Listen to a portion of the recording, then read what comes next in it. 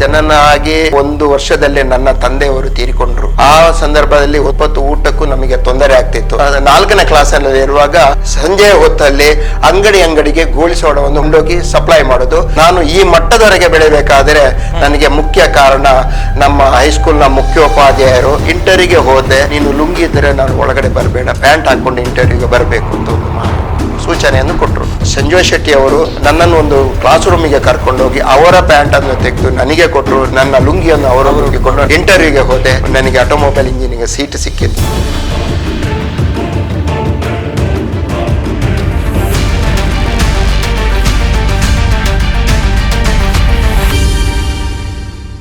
ವೀಕ್ಷಕರೇ ನಮಸ್ಕಾರ.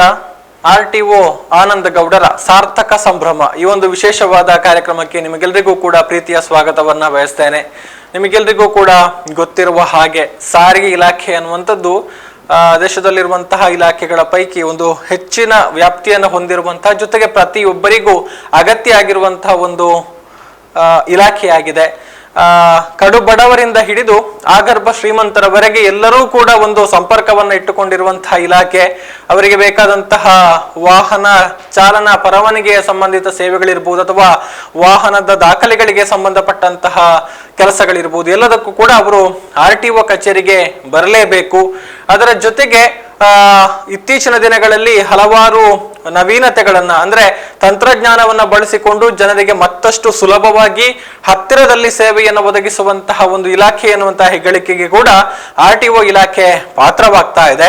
ಇಂತಹ RTO ಇಲಾಖೆಯಲ್ಲಿ ಸುದೀರ್ಘ 33 ವರ್ಷಗಳ ಕಾಲ ಸೇವೆಯನ್ನ ಸಲ್ಲಿಸಿ, ಅದು ಕೂಡ RTO ಇಲಾಖೆಯ ವಿವಿಧ ಕಚೇರಿಗಳಲ್ಲಿ ಸೇವೆಯನ್ನ ಸಲ್ಲಿಸಿ ಈಗ ನಿವೃತ್ತರಾಗ್ತಾ ಇರುವಂತವರು RTO ಆನಂದ ಗೌಡರು. ಇನ್ನೊಂದು ವಿಶೇಷತೆ ಏನು ಅಂತ ಹೇಳಿದ್ರೆ, ಸಾಮಾನ್ಯವಾಗಿ ಅಧಿಕಾರಿಗಳು ಬೇರೆ ಬೇರೆ ಕಡೆಗಳಿಂದ ಬಂದಿರ್ತಾರೆ, ಬೇರೆ ಬೇರೆ ಜಿಲ್ಲೆಗಳಿಂದ ಬಂದು ಸೇವೆಯನ್ನು ಸಲ್ಲಿಸ್ತಾರೆ. ಆದ್ರೆ RTO ಆನಂದ ಗೌಡರು ನಮ್ಮ ಪುತ್ತೂರು ತಾಲೂಕಿನವರು ಅನ್ನುವಂಥದ್ದು ನಮ್ಮ ಹೆಮ್ಮೆ. ಮೂಲತಃ ಈಶ್ವರಮಂಗಲದವರು. ಸೊ ವಿವಿಧ ಕಡೆಗಳಲ್ಲಿ ಈಗಾಗಲೇ ಹೇಳಿದ ಹಾಗೆ 33 ವರ್ಷಗಳ ಕಾಲ ಸೇವೆಯನ್ನು ಸಲ್ಲಿಸಿ ಕೊನೆಯ ಅವಧಿಯಲ್ಲಿ ಅಂದ್ರೆ ತನ್ನ ಸೇವಾವಧಿಯ ಕೊನೆಯ ಸಂದರ್ಭದಲ್ಲಿ ನನ್ನ ಹುಟ್ಟೂರಿನಲ್ಲೇ ನಾನು ಸೇವೆಯನ್ನು ಸಲ್ಲಿಸಿ ನಿವೃತ್ತನಾಗಬೇಕು ಎನ್ನುವಂತಹ ನೆಲೆಯಲ್ಲಿ 2018ರಿಂದ ಪುತ್ತೂರಿನಲ್ಲಿ ಪ್ರಾದೇಶಿಕ ಸಾರಿಗೆ ಅಧಿಕಾರಿಯಾಗಿ ಸೇವೆಯನ್ನ ಸಲ್ಲಿಸಿ ಇದೀಗ ನಿವೃತ್ತರಾಗ್ತಾ ಇದ್ದಾರೆ. ಬಹುಶಃ ಅವರು ಈ ಒಂದು ಹಾದಿಯನ್ನ ಕ್ರಮಿಸಿರುವಂತಹ ಹಿಂದೆ ಕಡು ಬಡತನದ ಕಥೆ ಇದೆ. ನಿಮಗೆಲ್ಲರಿಗೂ ಕೂಡ ಪ್ರೇರಣೆಯಾಗಬಲ್ಲಂತಹ ಒಂದು ಹಿನ್ನೆಲೆ ಇದೆ. ಅದೆಲ್ಲವನ್ನು ಕೂಡ ನಿಮ್ಮ ಮುಂದೆ ಅವರು ನೆನಪಿನ ಬುತ್ತಿಯನ್ನ ಬಿಚ್ಚಿಟ್ಟು ನಮಗೆಲ್ಲರಿಗೂ ಕೂಡ ಅದನ್ನ ಉಣಬಡಿಸೋದಕ್ಕಿದ್ದಾರೆ. ಸೊ ಅವರ ಜೊತೆಗೆ ಮಾತನಾಡೋಣ. 31ಕ್ಕೆ ನಿವೃತ್ತರಾಗ್ತಾ ಇರುವಂತಹ RTO ಆನಂದ ಗೌಡರ ಅಂತರಂಗವನ್ನು ತೆರೆದಿಡುವಂತಹ ಪ್ರಯತ್ನ ಇವತ್ತು ಆಗ್ತಾ ಇದೆ. ಸೊ ಈ ನೆಲೆಯಲ್ಲಿ ಅತಿಥಿಗಳಾಗಿ RTO ಆನಂದ ಗೌಡರೇ ನಮ್ಮೊಂದಿಗೆ ಬಿಡುವು ಮಾಡಿಕೊಂಡಿದ್ದಾರೆ. ಮೊದಲಿಗೆ ಅವರನ್ನ ಪ್ರೀತಿಯಿಂದ ಕಾರ್ಯಕ್ರಮಕ್ಕೆ ಸ್ವಾಗತಿಸ್ತಾ ಇದ್ದೇನೆ. ಸರ್, ಕಾರ್ಯಕ್ರಮಕ್ಕೆ ಪ್ರೀತಿಪೂರ್ವಕವಾದ ಸ್ವಾಗತ. ನಮಸ್ತೆ ಸರ್. 33 ವರ್ಷಗಳಾಯಿತು RTO ಇಲಾಖೆಯಲ್ಲಿ. ಕಂಪೇರ್ ಮಾಡಿದ್ರೆ ಒಂದು ಸುದೀರ್ಘ ಅವಧಿ ಅಂತ ಹೇಳ್ಬಹುದು. ಸೊ ಈ 33 ವರ್ಷಗಳ ಸೇವೆಯನ್ನು ಸಲ್ಲಿಸಿ ನಿವೃತ್ತರಾಗ್ತಾ ಇರುವಂತಹ ಈ ಒಂದು ಸಂದರ್ಭದಲ್ಲಿ ಏನ್ ಅನಿಸ್ತಾ ಇದೆ ನಿಮಗೆ? ಮೊದಲ ಬಾರಿಗೆ ನನ್ನ ಪ್ರೀತಿಯ ಪುತ್ತೂರು ತಾಲೂಕು, ಸುಳ್ಯ ತಾಲೂಕು ಮತ್ತು ಕಡಬ ತಾಲೂಕಿನ ಎಲ್ಲ ಸಮಾಜ ಸಜ್ಜನ ಬಂಧುಗಳಿಗೆ ನನ್ನ ಹೃತ್ಪೂರ್ವಕವಾದ ನಮನಗಳನ್ನು ನಾನು ಸಲ್ಲಿಸ್ತಾ ಇದ್ದೇನೆ. ನಾನು ಹೇಳೋದಂದರೆ, ನಂದು ಹುಟ್ಟೂರು ಪುತ್ತೂರು ತಾಲೂಕಿನ ಈಶ್ವರಮಂಗಲ. ನನ್ನ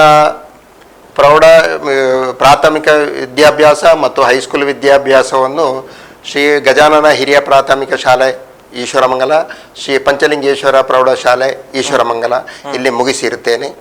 ತದನಂತರ ನನ್ನ ಉನ್ನತ ವಿದ್ಯಾಭ್ಯಾಸಕ್ಕಾಗಿ ಕರ್ನಾಟಕ ಪಾಲಿಟೆಕ್ನಿಕ್ ಅಲ್ಲಿ 1980ರಲ್ಲಿ ಆಟೋಮೊಬೈಲ್ ಇಂಜಿನಿಯರಿಂಗ್ ಡಿಪ್ಲೊಮಕ್ಕೆ ಸೇರಿದೆ. ಅಲ್ಲಿಂದ ಅದು 3 ವರ್ಷದ ಅವಧಿ. 1983ರಲ್ಲಿ ನಾನು ಕರ್ನಾಟಕ ರಾಜ್ಯಕ್ಕೆ ಆಟೋಮೊಬೈಲ್ ಇಂಜಿನಿಯರಿಂಗ್ ಡಿಪ್ಲೊಮಾದಲ್ಲಿ ಪ್ರಥಮ ರ್ಯಾಂಕ್ ಅನ್ನು ಪಡೆದು ನಂದು ಉತ್ತೀರ್ಣರಾಗಿರುತ್ತೇನೆ.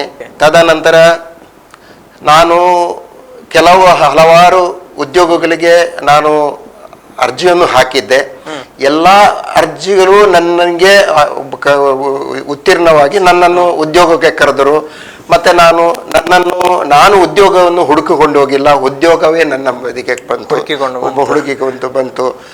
ನಾನು ಮೊದಲ ಬಾರಿಗೆ ಟಾಟಾ ಇಂಜಿನಿಯರ್ಸ್ನವರು ಅರವಿಂದ್ ಮೋಟಾರ್ಸ್ ಅಲ್ಲಿ ಭಾರಿ ವಾಹನಗಳ PDI ಅಂತ ಪ್ರೀ ಡೆಲಿವರಿ ಇನ್ಸ್ಪೆಕ್ಷನ್ ಕಾರ್ಯದಲ್ಲಿ ಕೆಲಸ ಮಾಡ್ತಾ ಇದ್ದೆ. ತದನಂತರ ನಾನು ನಮ್ಮ ಭಾರತ ದೇಶದ ಹೆಮ್ಮೆಯ ಮಜಗಾನ್ ಡಾಕ್ ಲಿಮಿಟೆಡ್ ಅಂತ ನಿಮಗೆ ಗೊತ್ತಿರಬಹುದು. ಅಂದರೆ ಈಗ ನೇವಿಗಳಿಗೆಲ್ಲ ಸಬ್ಮೆರೈನ್ ನ್ಯೂಕ್ಲಿಯರ್ ಸಬ್ಮೆರೈನ್ ಮಾಡುವಂಥ ಒಂದು ನಮ್ಮ ಭಾರತ ದೇಶದ ಒಂದು ಉದ್ದಿಮೆ, ಅದು ಮಂಗಳೂರು ಯಾರ್ಡಲ್ಲಿತ್ತು. ಅಲ್ಲಿ ನಾನು 1985ರಿಂದ 1990ರವರೆಗೆ ಕಾರ್ಯವನ್ನು ನಿರ್ವಹಿಸುತ್ತಿದ್ದೇನೆ. ಅಂದರೆ ಸುದೀರ್ಘ ಒಂದು 8 ವರ್ಷದ ಕಾಲ. ಆ ಅವಧಿಯಲ್ಲಿ ನಾನು ಎರಡನ್ನು ಕಲ್ತ್ಕೊಂಡೆ. ಒಂದು ಟೈಮ್ ಫಂಕ್ಷುಯಾಲಿಟಿ, ಮತ್ತೊಂದು ಕರ್ತವ್ಯ ನಿಷ್ಠೆ. ಅದು ಎರಡು ನನಗೆ ಅಲ್ಲಿ ಪರಿಪಾಠವಾಗಿ ಒಳ್ಳೆ ಎಕ್ಸ್ಪೀರಿಯನ್ಸ್ ನೀಡಿತು. 1983ಕ್ಕೆ ಅವಧಿಯಲ್ಲೇ ನಾನು ಕರ್ನಾಟಕ ಪಬ್ಲಿಕ್ ಸರ್ವಿಸ್ ಕಮಿಷನ್ ಅವರು ಈ ಹುದ್ದೆಗೆ ಕಾಲ್ಫರ್ ಮಾಡಿದ್ರು. ನಾನು ಒಂದು ಅಪ್ಲಿಕೇಶನ್ ಹಾಕಿದೆ. 1984ರಲ್ಲಿ ಅದು ಇಂಟರ್ವ್ಯೂ ಆಗಿ ಪಾಸ್ ಆದೆ. ಮತ್ತೆ ನನಗೆ ನಂದು ರ್ಯಾಂಕ್ ಲಿಸ್ಟ್ 9 ಕೂಡ ಬಂದಿತ್ತು ಆ ಸಂದರ್ಭದಲ್ಲಿ. ಆಗ ಕೆಲವೊಂದು ತಾಂತ್ರಿಕ ದೋಷಗಳಿಂದಾಗಿ ಅದು ಹೈಕೋರ್ಟು ಸುಪ್ರೀಂ ಕೋರ್ಟಲ್ಲಿ ಸುದೀರ್ಘವಾದ ಹೋರಾಟವನ್ನು ನಡೆಯಿತು. 1990ರಲ್ಲಿ ನಾನು ಈ ಇಲಾಖೆಗೆ ಸೇರಿದೆ. ಇಲಾಖೆಗೆ ಸೇರುವ ಮೊದಲು ನಾನು ಒಂದು ಚಿಕ್ಕ ಸ್ವಂತ ಉದ್ದಿಮೆ ಕೂಡ ಮಾಡಿಕೊಂಡಿದ್ದೆ. ಅಂದ್ರೆ 5 ಜನ diploma holders, automobile engineer, civil engineer ಮತ್ತೆ ಎಲೆಕ್ಟ್ರಿಕಲ್ ಇಂಜಿನಿಯರ್ಸ್ ಒಟ್ಟಿಗೆ ಸೇರಿ ದುರ್ಗಾ ಮೇಂಟೆನೆನ್ಸ್ ಇಂಜಿನಿಯರ್ಸ್ ಅಂತ ಒಂದು ಸಂಸ್ಥೆಯನ್ನು ನಾವು ಸ್ಥಾಪನೆ ಮಾಡಿ, ಆ ಮುಖಾಂತರ ನಾವು ಸಮಾಜಕ್ಕೆ ಏನಾದರೂ ನಮ್ಮಿಂದ ಆಗುವ ಒಂದು ಕೊಡುಗೆಯನ್ನು ಮಾಡುವಂತ ನಾವೊಂದು ಭರವಸೆಯನ್ನು ಇಟ್ಟುಕೊಂಡು ಕೆಲಸ ಮಾಡಿದೆವು. ಅದೇ ನಿಮ್ಗೆ ಈಗ ಗೊತ್ತಿರಬಹುದು, ಕಾರ್ಪೊರೇಷನ್ ಬ್ಯಾಂಕ್ ಹೆಡ್ ಆಫೀಸ್ ಅಲ್ಲಿ ಒಂದು ನೆಹರು ಸ್ಟ್ಯಾಚ್ಯೂ ಇದೆ. ಅದನ್ನು ತಿಂಗಳಿಗೊಮ್ಮೆ ಸ್ನಾನ ಮಾಡಿಸುವಂತ ಕಾರ್ಯಕ್ರಮ ಕೂಡ ಮಾಡ್ತಾ ಇದ್ದೆವು. ತದನಂತರ ಈಗ ನಿರ್ಮಾ ಫ್ಯಾಕ್ಟ್ರಿ ಇದೆ, ಕಸ್ತೂರಿ ಬಾರ್ ಸೋಪ್ ಫ್ಯಾಕ್ಟ್ರಿ ಇತ್ತು. ಅದರ ಮೊದಲ ಬಾರಿಗೆ ಅದರ ಮಿಷಿನ್ಗಳನ್ನು ಕೂಡ ಕಮಿಷನ್ ನಾವು ಮಾಡಿದ್ದೆವು. ಅಲ್ಲಿಂದ ನೆರಿಯಾದಲ್ಲಿ ಒಂದು ತೂಗು ಸೇತುವೆಯನ್ನು ಕೂಡ ಆ ಟೈಮಲ್ಲಿ ನಮಗೆ ಬಂದ ಲಾಭಾಂಶದಿಂದ ನಾವು ಜನರಿಗೆ ಒಂದು ಕೊಡುಗೆಯಾಗಿ ಕೊಟ್ಟಿದ್ದೆವು. ಎಲ್ಲ ಸಿನಿಮಾ ಹಾಲ್ ಮತ್ತೆ ಆಸ್ಪತ್ರೆಗಳಲ್ಲಿರುವ ಜನರೇಟರ್ಗಳನ್ನು ಮೇಂಟೈನ್ ಮಾಡಿ ಜನಸೇವೆಯನ್ನು ಮಾಡ್ತಾ ಇದ್ದೆವು.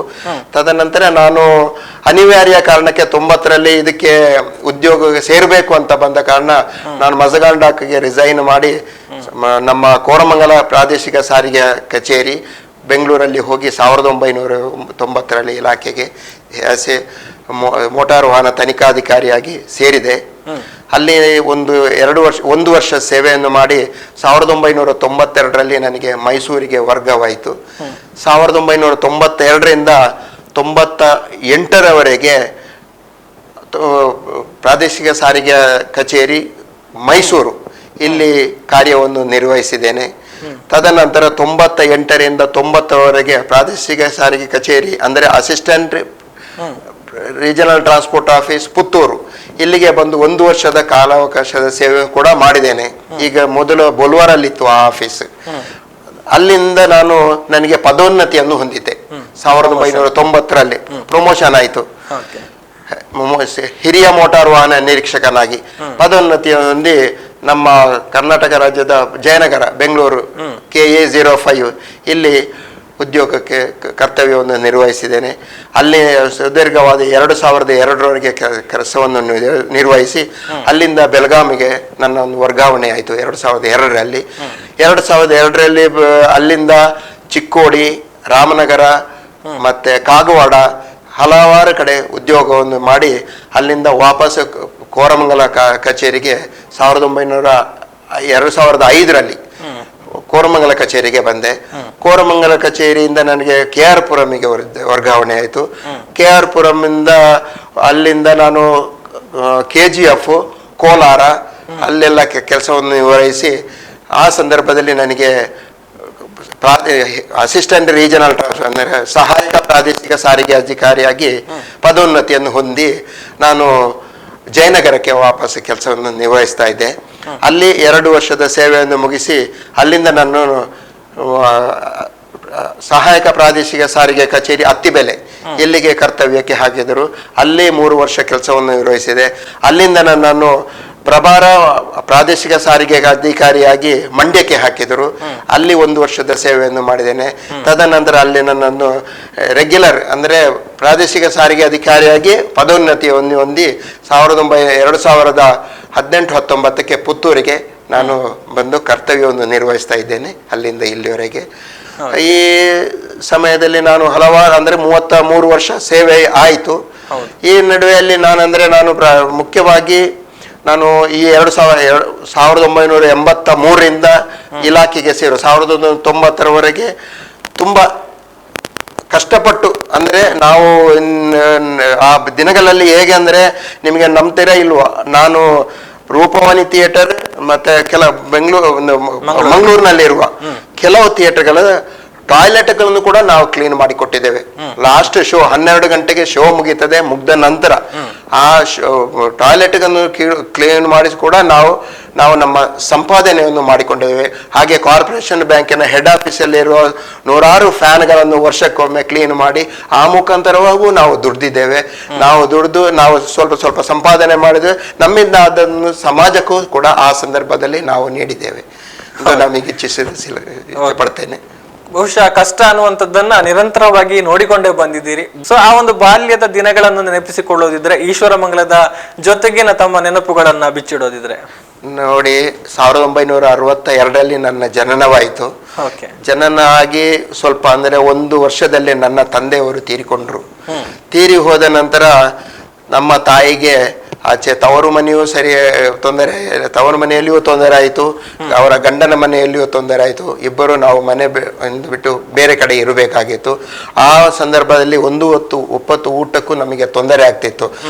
ಆ ಸಂದರ್ಭದಲ್ಲಿ ನಮ್ಮ ತಾಯಿ ನಮ್ಮನ್ನು ಪ್ರಾಥಮಿಕ ವಿದ್ಯಾಭ್ಯಾಸಕ್ಕೆ ಸೇರಿಸಿದರು. ನಾನು 4ನೇ ಕ್ಲಾಸಲ್ಲಿ ಇರುವಾಗ ಆಗ ಈಶ್ವರಮ್ಮ ಬಾಲ್ಯತರ್ಕ ಅಂತ ಕರೀತಿದ್ರು. ಬಾಲ್ಯತರ್ಕದಲ್ಲಿ ಉಮೇಶ್ ಅಂತ ಇದ್ರು, ಅವರ ಒಂದು ಅಂಗಡಿ ಇತ್ತು. ಆ ಅಂಗಡಿಯಲ್ಲಿ ಅವರು ಗೋಲಿ ಸೋಡವನ್ನು ಮಾಡ್ತಿದ್ರು. ಅವರ ಅಂಗಡಿಗೆ ಸೇರಿಬಿಟ್ಟೆ. ಸಂಜೆ ಹೊತ್ತಲ್ಲಿ ಅಂಗಡಿಗೆ ಗೋಲಿ ಸೋಡವನ್ನು ಕೊಂಡೋಗಿ ಸಪ್ಲೈ ಮಾಡೋದು. ಮತ್ತೆ ಲಾಸ್ಟ್ ಬಸ್ಸು ಮಂಗಳೂರಿಂದ ಒಂದು ಸುಳ್ಯಪದವಾಗಿ ಒಂದು ಬಸ್ಸು ಬರ್ತಿತ್ತು. ಅದು ಬಾಲ್ಯತರ್ಕದಲ್ಲಿ ಒಂದು ಅರ್ಧ ಗಂಟೆ ನಿಲ್ತಾ ಇತ್ತು. ಆ ನಿಂತಿರುವ ಸಂದರ್ಭದಲ್ಲಿ ಆ ಬಸ್ಸಿಗೆ ನಾನು ಗೋಲಿ ಸೋಡವನ್ನು ಕೊಂಡೋಗ್ತಿದ್ದೆ. ಅಲ್ಲಿ ಇಷ್ಟಪಟ್ಟು ಎಲ್ಲರೂ ಕುಡಿತಾ ಇದ್ದರು. ಹಾಗೆ ಮಾರಿ ಒಂದು ಗೋಲಿ ಸೋಡಕ್ಕೆ 5 ಪೈಸೆ ನನಗೆ ಲಾಭ ಸಿಗ್ತಿತ್ತು. ಅದನ್ನು ಕೂಡ ನಾನು ನನ್ನ ವಿದ್ಯಾಭ್ಯಾಸಕ್ಕಾಗಿ ವಿನಿಯೋಗಿಸ್ತಾ ಇದ್ದೆ. ತದನಂತರ ಹೈಸ್ಕೂಲ್ ವಿದ್ಯಾಭ್ಯಾಸಕ್ಕೆ ಬಂದು ಹೈಸ್ಕೂಲಲ್ಲಿ ವಿದ್ಯಾಭ್ಯಾಸ ಸ್ಟಾರ್ಟ್ ಮಾಡುವಾಗ ನನಗೆ ಆ ಸಂದರ್ಭದಲ್ಲಿ ನಾನು ಈ ಮಟ್ಟದವರೆಗೆ ಬೆಳೆಯಬೇಕಾದರೆ ನನಗೆ ಮುಖ್ಯ ಕಾರಣ ನಮ್ಮ ಹೈಸ್ಕೂಲ್ನ ಮುಖ್ಯೋಪಾಧ್ಯಾಯರು ದಿವಂಗತ ಶ್ರೀ ಎಸ್ ಸಂಜೀವ ಶೆಟ್ಟಿಯವರು ಮತ್ತು ಅವರ ಧರ್ಮಪತ್ನಿ ಶ್ರೀ ವಿನೋದಾವತಿ ಎಸ್ ಶೆಟ್ಟಿಯವರು. ಅವರು ಇವತ್ತು ನಮ್ಮೊಂದಿಗೆ ಇಲ್ಲ, ಆದರೆ ಅವರು ನನ್ನ ಸದಾ ಹೃದಯದಲ್ಲಿದ್ದಾರೆ. ಹಾಗೆ ಇನ್ನೊಂದು ಸಂಸಾರ ಅಂದರೆ ಕೋಣೆತೋಟ ಶ್ರೀ ಮಹಾಬಲೇಶ್ವರ ಭಟ್ ಮತ್ತು ಅವರ ಮಗ KM ನಟರಾಜ್ ಅವರು. ಅವರು ನನಗೆ ಎಲ್ಲ ರೀತಿಯಲ್ಲಿ ವಿದ್ಯಾಭ್ಯಾಸಕ್ಕೆ ಧನ ಸಹಾಯ ಪ್ರೋತ್ಸಾಹವನ್ನು ನೀಡಿ ಅವರಿಂದಾಗಿ ನಾನು ಈ ಲೆವೆಲ್ಗೆ ಮುಂದೆ ಬಂದೆ. ಅವರು ಕೊಟ್ಟ ಒಂದು ನನಗೆ ಆ ಕೊಡುಗೆಯನ್ನು ನಾನು ಅಷ್ಟಿಷ್ಟಲ್ಲ, ನಾನು ಸದಾ ಅವರಿಗೆ ಚಿರಋಣಿಯಾಗಿದ್ದೇನೆ. ಅವರೆಲ್ಲರಿಗೂ ಅವರ ಸಂಸಾರಕ್ಕೂ ದೇವರು ಒಳ್ಳೆ ಆರೋಗ್ಯ ಆಯುಷ್ಯ ಕೊಡಲಿ ಅಂತ ಪ್ರಾರ್ಥನೆ ಮಾಡ್ತೇನೆ ಈ ವೇದಿಕೆಯಿಂದ. ಅಷ್ಟು ನಾನು ತಿಳಿಸ್ತಾ ಇದ್ದೇನೆ. ಓಕೆ, ಗ್ರಾಮೀಣ ಭಾಗದ ವಿದ್ಯಾರ್ಥಿಯಾಗಿದ್ರಿ ತಾವು. ಪಾಲಿಟೆಕ್ನಿಕ್ ಅನ್ನುವಂಥದ್ದು ಬಹುಶಃ ಆ ಕಾಲದಲ್ಲಿ ನಗರ ಪ್ರದೇಶದ ವಿದ್ಯಾರ್ಥಿಗಳಿಗೆ ಹೆಚ್ಚಾಗಿ ಅನುಕೂಲ ಆಗಿದ್ದಂತಹ ಒಂದು ಕೋರ್ಸ್. ನಿಮಗೆ ಆ ಪಾಲಿಟೆಕ್ನಿಕ್ ಮಾಡಬೇಕು ಅನ್ನುವಂಥ ಒಂದು ಐಡಿಯಾ ಬಂದದ್ದು ಹೇಗೆ? ಮತ್ತೆ ಆ ಕ್ಷೇತ್ರದಲ್ಲಿ ನೀವು ಮುಂದುವರಿಲಿಕ್ಕೆ ಪ್ರೇರಣೆ ಏನು, ಅದನ್ನ ಸ್ವಲ್ಪ ಹೇಳ್ಬೋದಾ ಅಂತ? ನೋಡಿ, ನಾನು ಹೈಸ್ಕೂಲ್ ವಿದ್ಯಾಭ್ಯಾಸವನ್ನು ಮಾಡ್ತಾ ಇದ್ದೆ.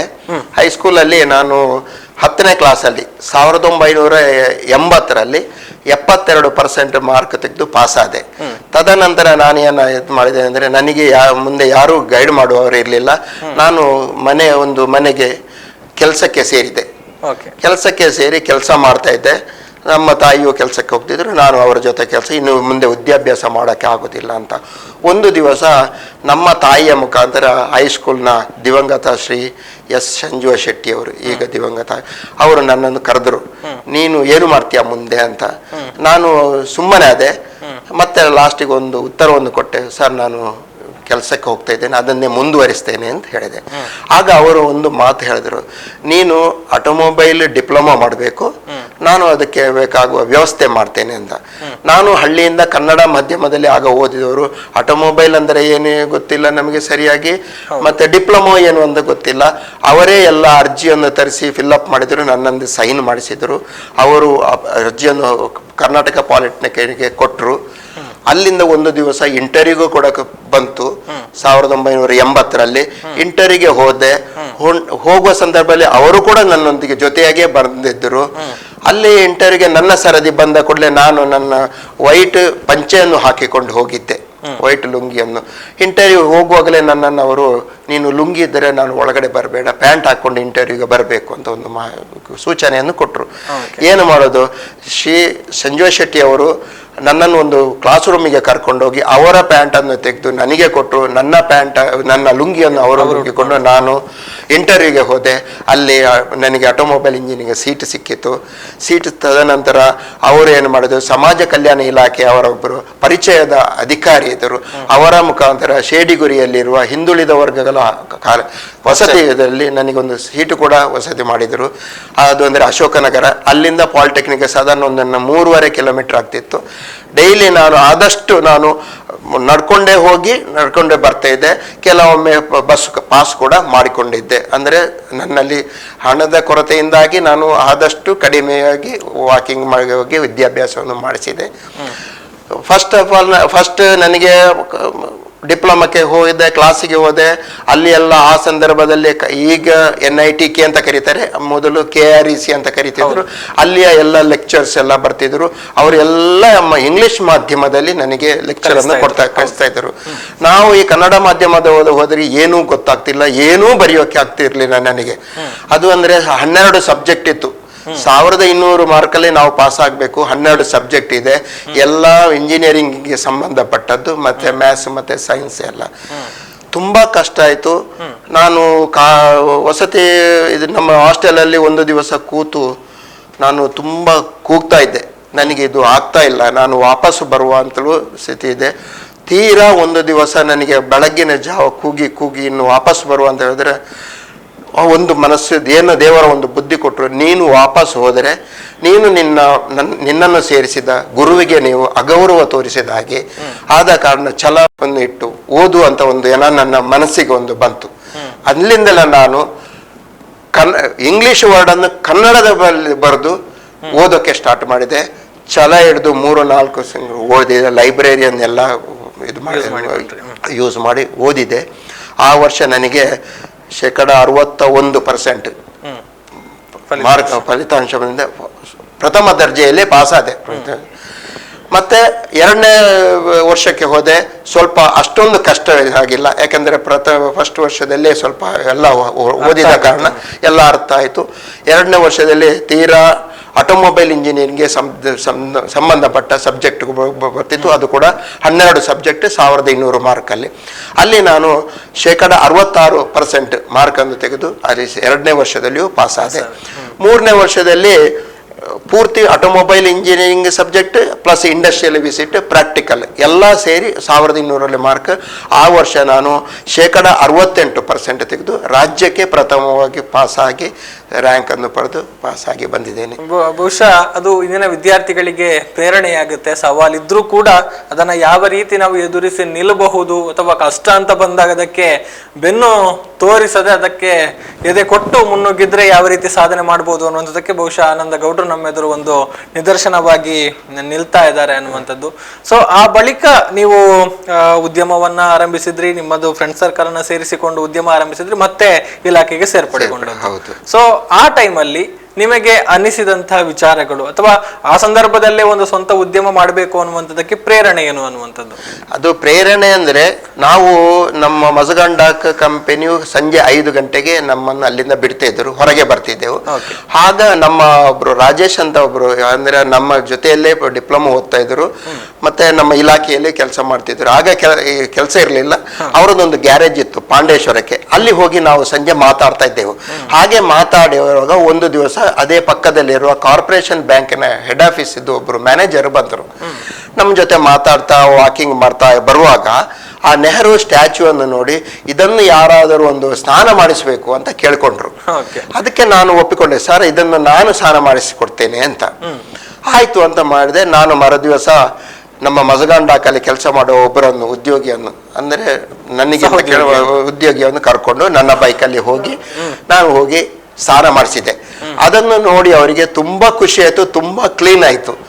ನೀವು ಹೀಗೆ ಆದರೆ ಇದನ್ನು ತಿಂಗಳಿಗೆ ಒಮ್ಮೆ ಸ್ನಾನ ಮಾಡಿಸಬೇಕು ಅಂತ ಕೇಳ್ಕೊಂಡ್ರು. ಅದಕ್ಕೆ ನಾನು ಹೇಳಿದೆ, ಸರ್ ನಾನು ಫಸ್ಟ್ ಟೈಮ್ ಫ್ರೀ ಆಗಿ ಮಾಡಿಸಿದ್ದೇನೆ, ಪ್ರತಿ ಸಲ ಮಾಡದಿದ್ರೆ ನನಗೆ ಅದಕ್ಕೆ ಸ್ವಲ್ಪ ಏನಾದರೂ ನನಗೆ ನೀವು ಚಾರ್ಜ್ ಅಂದರೆ ಒಂದು ಶುಲ್ಕ ಆದರೂ ಏನಾದರೂ ಕೊಡಬೇಕು ಅಂತ. ಎಷ್ಟು ಕೊಡಬೇಕು ಅಂತ ಹೇಳಿದ್ರು. ಒಂದು ಸಲ ಸ್ನಾನ ಮಾಡಿಸೋದಕ್ಕೆ ನೀವು ಒಂದು 300 ರೂಪಾಯಿ ಕೊಡಿ ಸರ್ ಅಂತ ಹೇಳಿದೆ. ಆಯ್ತು ಅಂತ ಅವರು ಒಪ್ಪಿಕೊಂಡ್ರು. ಹಾಗೆ 300 ರೂಪಾಯಿ ಪ್ರತಿ ತಿಂಗಳಿಗೆ ಕೊಡ್ತಿದ್ರು. ಅದರಲ್ಲಿ ನಾನು ನನ್ನ ಜೊತೆ ಕರ್ಕೊಂಡು ಬರೆದ ನಮ್ಮ ಒಬ್ಬರು ಕೆಲಸದವರಿದ್ದಾರಲ್ಲ ಅವರಿಗೆ 100 ರೂಪಾಯಿಯನ್ನು ಕೊಡ್ತಿದ್ದೆ. 200 ರೂಪಾಯಿ ನನ್ನ ಸಂಪಾದನೆ ಆಗ್ತಾ ಇತ್ತು ಒಂದು ತಿಂಗಳಿಗೆ. ಅದು ಸೇವಿಂಗ್ಸ್. ಅದನ್ನು ಹಾಗೆ ನಾವು ಇಟ್ಕೊಂಡೆವು. ತದನಂತರ ಏನಾಯ್ತು, ಅದೇ ಕಾರ್ಪೊರೇಷನ್ ಬ್ಯಾಂಕ್ ಹೆಡ್ ಆಫೀಸಲ್ಲಿ ತುಂಬಾ ಫ್ಯಾನ್ಗಳಿದ್ದವು. ಆ ಫ್ಯಾನ್ಗಳೆಲ್ಲ ಅಂದ್ರೆ ಧೂಳು ಹಿಡಿದು ಅದು ಇದು ಮೇಂಟೆನೆನ್ಸ್ ಸರಿಯಾಗಿ ಮೊದಲನೇವರು ಮಾಡ್ತಾ ಇರಲಿಲ್ಲ. ಅದನ್ನು ಕೂಡ ನೀವು ಮಾಡಬೇಕು ಅಂತ ಹೇಳಿದ್ರು. ಅದನ್ನು ಕೂಡ ಮಾಡ್ತೇವೆ. ಅದಕ್ಕೆ ಒಂದು ಶುಲ್ಕವನ್ನು ನಾವು ನಿಗದಿಪಡಿಸಿದ್ದೆವು. ಇಷ್ಟು ಶುಲ್ಕ ಆಗುತ್ತೆ ತಿಂಗಳಿಗೆ, ನೀವು ಅದನ್ನು ಕೊಡಿ, 1 ವರ್ಷದ ಮಟ್ಟಿಗೆ ಕೊಡಿ ಅಂತ. ಅದಕ್ಕೆ ಅವರು ನಾವು ಹೇಳಿದ ಶುಲ್ಕಕ್ಕೆ ಅಂದ್ರೆ ತೀರಾ ಕಡಿಮೆ ಆಗಿತ್ತು. ಬ್ಯಾಂಕಿಗೂ ಬರ್ಡನ್ ಆಗಿರ್ಲಿಲ್ಲ, ಯಾರಿಗೂ ತೊಂದರೆ ಆಗಿಲ್ಲ, ಕಡಿಮೆ. ಅದು ಎಕ್ಸಾಕ್ಟ್ಲಿ ಎಷ್ಟು ಅಂತ ನನಗೆ ನೆನಪಿರಲ್ಲ, ಆದ್ರೂ ಅವರು ಒಪ್ಪಿಕೊಂಡಿದ್ದಾರೆ. ಅದರಲ್ಲಿ ನಾವು ಏನು ಮಾಡ್ತಿದ್ದರು, ಅದೇ ನಮ್ಮ ಕಂಪನಿಯಲ್ಲಿ ಕೆಲಸ ಮಾಡಿದ ಕೆಲಸದವರನ್ನು 2-3 ಜನವನ್ನು ಕರ್ಕೊಂಡು ಬಂದು ನಮ್ಮ ಸೂಪರ್ವೈಸರ್ 3-4 ಜನ ಇದ್ದೇವಲ್ಲ, ಅವ್ರು ನಮ್ಮ ಸೂಪರ್ವೈಸರ್ಲಿ ನಾವು ಕೆಲಸ ಮಾಡ್ತಾ ಇದ್ದೆವು. ಮಾಡ್ತಾ ಇರುವಾಗ ಅದರಲ್ಲಿ ತುಂಬಾ ನಮಗೆ ಒಂದು ಅಂದ್ರೆ ನಮಗೆ ಸೇವಿಂಗ್ಸ್ ಆಗ್ತಿತ್ತು, ಉಳಿತಾಯ ಆಗ್ತಿತ್ತು. ಆ ಉಳಿತಾಯ ದುಡ್ಡು ಕೂಡ ಎಲ್ಲರೂ ಒಂದು ಕಡೆ ಇರ್ತಿದ್ವಿ, ಯಾರೂ ಖರ್ಚು ಮಾಡ್ತಾ ಇರ್ಲಿಲ್ಲ. ತದನಂತರ ಏನಾಯ್ತು, ನಮಗೆ ಆಟೋಮೊಬೈಲ್ ಗೊತ್ತಿತ್ತು, ಎಲೆಕ್ಟ್ರಿಕಲ್ ಎಲ್ಲ ಗೊತ್ತಿತ್ತು. ರೂಪವಾಣಿ ಥಿಯೇಟರ್ ಇದ್ದು ಒಂದು ದಿವಸ ಪೂರ್ತಿ ಕರೆಂಟು ಇರಲಿಲ್ಲ, ಜನರೇಟರ್ ಹೋಗ್ತಾ ಇರ್ತಿಲ್ಲ, ಶೋ ಸ್ವಲ್ಪ ಸಮಯ ನಿಂತೋಯ್ತು ಹೊತ್ತಿಗೆ. ಆಗ ಯಾರಾದರೂ ಅದೊಂದು ರಿಪೇರಿ ಮಾಡಬೇಕು ಅಂತ ಕೇಳಿಕೊಳ್ಳುವಾಗ ಅದು ಗಮನಕ್ಕೆ ಬಂತು. ನಾವು ಹೋಗಿ ಅಲ್ಲಿ ಮಾತಾಡಿದೆವು ಆಗಿನ ಮ್ಯಾನೇಜರ್ ಅಲ್ಲಿ. ಇದು 1984ರಲ್ಲಿ 86 ಆಗಿರ್ಬೋದು. ಹೋಗಿ ಮ್ಯಾನೇಜರ್ ಅಲ್ಲಿ ಮಾತಾಡೋದು, ಆಯ್ತು ಮಾಡಿ ಅಂತ ಹೇಳಿದ್ರು. ನಾವು ಮಾಡಿದೆವು. ಅದು ಬಹಳ ಖುಷಿ ಆಯ್ತು ಅವರಿಗೆ. ನೀವು ಇದನ್ನು ರೆಗ್ಯುಲರ್ ಆಗಿ ಪ್ರತಿ ತಿಂಗಳಿಗೆ ನೀವೇ ಮೇಂಟೆನೆನ್ಸ್ ಮಾಡಬೇಕು, ವರ್ಷಕ್ಕೆ ಇಷ್ಟು ಅಂತ ನಿಗದಿ ಮಾಡ್ತೇವೆ ಅಂತ ಹೇಳಿದ್ರು. ಅದಕ್ಕೆ ಒಪ್ಪಿಕೊಂಡೆವು. ಹಾಗೆ ಅವರಿಂದ ಬೇರೆ ಥಿಯೇಟರ್ ಕೂಡ ನಮಗೆ ಪರಿಚಯ ಆಯಿತು. ಮಂಗಳೂರಲ್ಲಿ ಇರುವ ಎಲ್ಲಾ ಥಿಯೇಟರ್ ಇದ್ದು ಜನರೇಟರ್ ಅನ್ನು ನಮಗೆ ಮೇಂಟೆನೆನ್ಸ್ ಸಿಕ್ಕಿತ್ತು. ಅದು ತುಂಬಾ ಸ್ವಲ್ಪ ಅಮೌಂಟ್ ಬಂತು. ತದನಂತರ ಅಲ್ಲಿರುವ ಎಲ್ಲಾ ಹಾಸ್ಪಿಟಲ್ಸ್ ಜನರೇಟರ್ ಕೂಡ ನಾವೇ ಮೇಂಟೆನೆನ್ಸ್ ತಗೊಂಡು ವಾರ್ಷಿಕ AMC ಅಂದ್ರೆ ಆನ್ಯುವಲ್ ಮೇಂಟೆನೆನ್ಸ್ ಸ್ಕೀಮ್ ಅಲ್ಲಿ ನಾವು ತಗೊಳ್ತಿದ್ದೆವು. ಆ ದುಡ್ಡು ಬರ್ತಿತ್ತು. ಅದನ್ನು ನಾವು ಆ ಸಂದರ್ಭದಲ್ಲಿ ಸ್ವಲ್ಪ ನಾವು ಎಲ್ಲ ಹಂಚಿಕೊಳ್ತಿದ್ದೆವು. ಲಾಸ್ಟಿಗೆ ಹಂಚಿಕೊಂಡು ಸ್ವಲ್ಪ ಅಮೌಂಟ್ ಅನ್ನು ಸಮಾಜಕ್ಕೆ ಅಂತ ಇರ್ತೇವೆ. ಆಗಲೂ ನಾವು ನೆರಿ ಹಾಕಿ ಅಲ್ಲ, ಆ ಸಂದರ್ಭದಲ್ಲಿ ಒಂದು ತೂಗಿಸೋದು ಕೊಟ್ಟಿದ್ದೆವು. ಅದು ಸ್ವಲ್ಪ ಅದಕ್ಕೆ ಸಮಾಜಕ್ಕೆ ಅಂತ ಯೂಸ್ ಮಾಡಿದ್ದೇವೆ. ಹಾಗೆ ಮತ್ತೆ ನಾವು ಒಂದು ದಿವಸ ಅದೇ ಕಸ್ತೂರಿ ಭಾರತ್ ಸೋಪ್ ಫ್ಯಾಕ್ಟ್ರಿ ಇತ್ತು, ಅದು ಮುಚ್ಚಿತ್ತು. ಅದನ್ನು ನಿರ್ಮಾ ಆಗಿರ್ಬೇಕು, ನಿರ್ಮಾದವರು ಸುಲ್ತಾನ್ ಬತ್ತೇರಿಯಲ್ಲಿ ಅವರು ತಕೊಂಡ್ರು. ಅಲ್ಲಿರುವ ಮಿಷಿನರಿಯನ್ನೆಲ್ಲ ಒಂದು ಕಮಿಷನ್ ಮಾಡಬೇಕು ಹೊಸತಾಗಿ ಅಂತ ಕೇಳಿದುಕೊಂಡು ಅದಕ್ಕೂ ನಾವು ಒಪ್ಕೊಂಡು ಅದು ಮಾಡಿದ್ದೇವೆ. ನಮ್ದು ಆ ಸಂದರ್ಭದಲ್ಲಿ ಕೆಲಸ ಹೇಗಿತ್ತಂದ್ರೆ ಲಾಭವನ್ನು ನಾವು ನೋಡ್ತಾ ಇರಲಿಲ್ಲ, ನಮ್ಮ ಕರ್ತವ್ಯ, ನಾವು ಮಾಡಿದ ಒಂದು ಕ್ವಾಲಿಟಿ, ನಮ್ಮ ಸೇವೆ ಅಂದರೆ ಅದು ಈಗಲೂ ಕೇಳ್ತಿದ್ದಾರೆ. ಮಾಡಿದವರು ಇಂಜಿನಿಯರ್ಸ್ ಎಲ್ಲಿದ್ದಾರೆ ಈಗಲೂ ಕೂಡ ಕೇಳೋ ಪರಿಪಾಠ ಇದೆ. ಅಷ್ಟು ಚೆನ್ನಾಗಿ ಆಗಿದೆ. ಈಗಲೂ ಅವರು ಬೇಕಿತ್ತು ಅಂದ್ರೆ ಆ ಫ್ಯಾಕ್ಟ್ರಿ ಅವರು ಕೇಳೋ ಇದ್ದಿತ್ತು. ಅಷ್ಟು ಓನ್ಲಿ ನಮ್ದು ಕ್ವಾಲಿಟಿ ಓರಿಯೆಂಟೆಡ್ ಇತ್ತು ಹೊರತು ಯಾವುದೇ ಒಂದು ಲಾಭಾಂಶಕ್ಕೆ ಇರಲಿಲ್ಲ ಅಂತ ನಾನು ದುಡ್ಡಿಗೋಸ್ಕರ ಮಾಡ್ತಿರ್ಲಿಲ್ಲ. ಇದು ಕೂಡ ಬಹುಶಃ ಇಂದಿನ ದಿನಗಳಲ್ಲಿ ಉದ್ಯಮದಲ್ಲಿ ತೊಡಗಿಸಿಕೊಂಡಿರುವಂತವರಿಗೆ ಖಂಡಿತವಾಗ್ಲೂ ಒಂದು ಪ್ರೇರಣಾದಾಯಕ ಮಾತುಗಳು ಅನ್ನುವಂಥದ್ದು. ಸೊ ಈಗ ಅಧಿಕಾರಿಯ ನೆಲೆಯಲ್ಲಿ ಹೇಳುವುದಿದ್ರೆ, ಸೊ RTO ಇಲಾಖೆಯಲ್ಲೇ RTOದಲ್ಲೇ 33 ವರ್ಷಗಳ ಸೇವೆ ಆಗಿದೆ. ಈ 33 ವರ್ಷ ಸಲ್ಲಿಸಿದ ಸೇವೆಯಲ್ಲಿ ಎಷ್ಟು ತೃಪ್ತಿ ಇದೆ ಸರ್, ಸ್ಯಾಟಿಸ್ಫ್ಯಾಕ್ಷನ್ ಎಷ್ಟಿದೆ ಅನ್ನುವಂಥದ್ದು? ನೋಡಿ, ನೀವು ಹೇಳಿದಾಗೆ ಸಾರಿಗೆ ಇಲಾಖೆ ಎಂಬುದು ಒಂದು ದೊಡ್ಡ ಇಲಾಖೆ, ಹೌದು. ಇಡೀ ದೇಶದಾದ್ಯಂತ. ಇದರಲ್ಲಿ ಮುಖ್ಯವಾಗಿ ನಾವು ಕರ್ನಾಟಕ ಸರ್ಕಾರದ ಸೇವೆಯಲ್ಲಿ ಕೆಲಸ ಮಾಡ್ತಾ ಇರ್ಬೋದು, ಆದರೆ ನಮ್ಮ ಎಲ್ಲಾ ರೂಲ್ಸ್ ಅಂಡ್ ರೆಗ್ಯುಲೇಷನ್ಸ್ ನಾವು ಕೇಂದ್ರ ಸರ್ಕಾರದ ಮುಖಾಂತರವೇ ಮಾಡ್ತಾ ಇರೋದು. ಅದು ದೇಶಕ್ಕೆ ಒಂದೇ. ಆದುದರಿಂದ ಇಡೀ ದೇಶದ ಎಲ್ಲಾ ರಾಜ್ಯದ ಎಲ್ಲಾ ಪ್ರಾದೇಶಿಕ ಸಾರಿಗೆ ಅಧಿಕಾರಿಗಳಿಗೂ ನಮ್ಮಲ್ಲಿ ಕಾಂಟ್ಯಾಕ್ಟ್ ಅಲ್ಲಿ ಇರ್ತಾರೆ. ಎಲ್ಲರೂ ನಾವು ಫ್ರೆಂಡ್ಶಿಪ್ ಆಗಿರ್ತೇವೆ. ಅದು ಮುಖ್ಯವಾಗಿ ಅದು ನಮಗೆ ತುಂಬಾ ತೃಪ್ತಿ ಕೊಡ್ತದೆ. ಇಡೀ ದೇಶಕ್ಕೆ ನಾವು ಎಲ್ಲಿ ಹೋದರೂ ನಾನು ಪ್ರಾದೇಶಿಕ ಸಾರಿಗೆ ಅಧಿಕಾರಿ ಅಂತಂದ್ರೆ ಆ ಒಂದು ರೆಸ್ಪೆಕ್ಟ್ ಕೊಟ್ಟು ನಮ್ಮನ್ನು ಕರೆಸ್ಕೊಳ್ತಿದ್ದಾರೆ. ನಾನು ಹೇಳಕ್ಕೆ ಇಚ್ಛೆ ಪಡ್ತೇನೆ ಅಂದ್ರೆ, ಜಯನಗರದಲ್ಲಿ ಇರುವಾಗ 2000ರಿಂದ 2002ರವರೆಗೆ ಹಿರಿಯ ಮೋಟಾರ್ ವಾಹನ ನಿರೀಕ್ಷಕನಾಗಿ ನಮ್ಮ ದೇಶದ ರಾಜಧಾನಿ ದಿಲ್ಲಿಯಲ್ಲಿ ಕೂಡ 2 ವರ್ಷದ ಕೆಲಸವನ್ನು ಮಾಡಿದ್ದೇನೆ ಅಂತ ಹೇಳಕ್ಕೆ ನಿಮಗೆ ಇಚ್ಛೆ ಪಡ್ತೇನೆ. ಅದು ತುಂಬಾ ಸಂತೋಷ ಕೊಟ್ಟಿತು. ಮತ್ತೆ ಪ್ರತಿಯೊಂದು ನೀವು ಮೊದಲೇ ನಿಮ್ಮ ಪ್ರಸ್ತಾಪನೆಯಲ್ಲಿ ತಿಳಿಸಿದಾಗೆ ನಮ್ಮ ಇಲಾಖೆಗೆ ತುಂಬಾ ಬಡತನದಿಂದ ಹಿಡಿದು ತುಂಬಾ ಆಗರ್ಭ ಶ್ರೀಮಂತರು ಕೂಡ ಬರ್ತಾರೆ. ಎಲ್ಲರದು ಒಂದು ಫ್ರೆಂಡ್ಶಿಪ್ ಒಡನಾಟ ಆಗುತ್ತೆ. ಜನಸಂಪರ್ಕ ನಮಗೆ ಜಾಸ್ತಿ.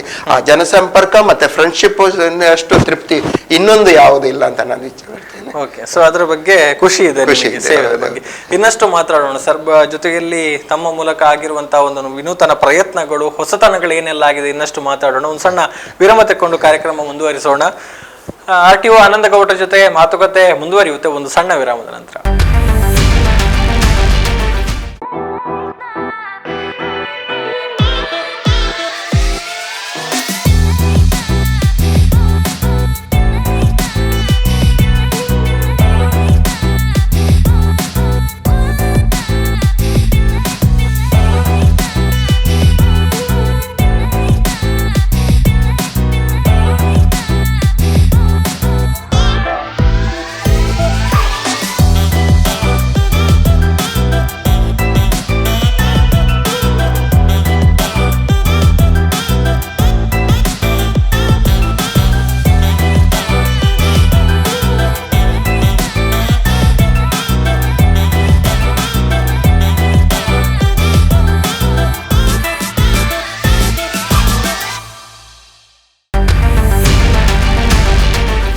ಮತ್ತೊಮ್ಮೆ ಸ್ವಾಗತ.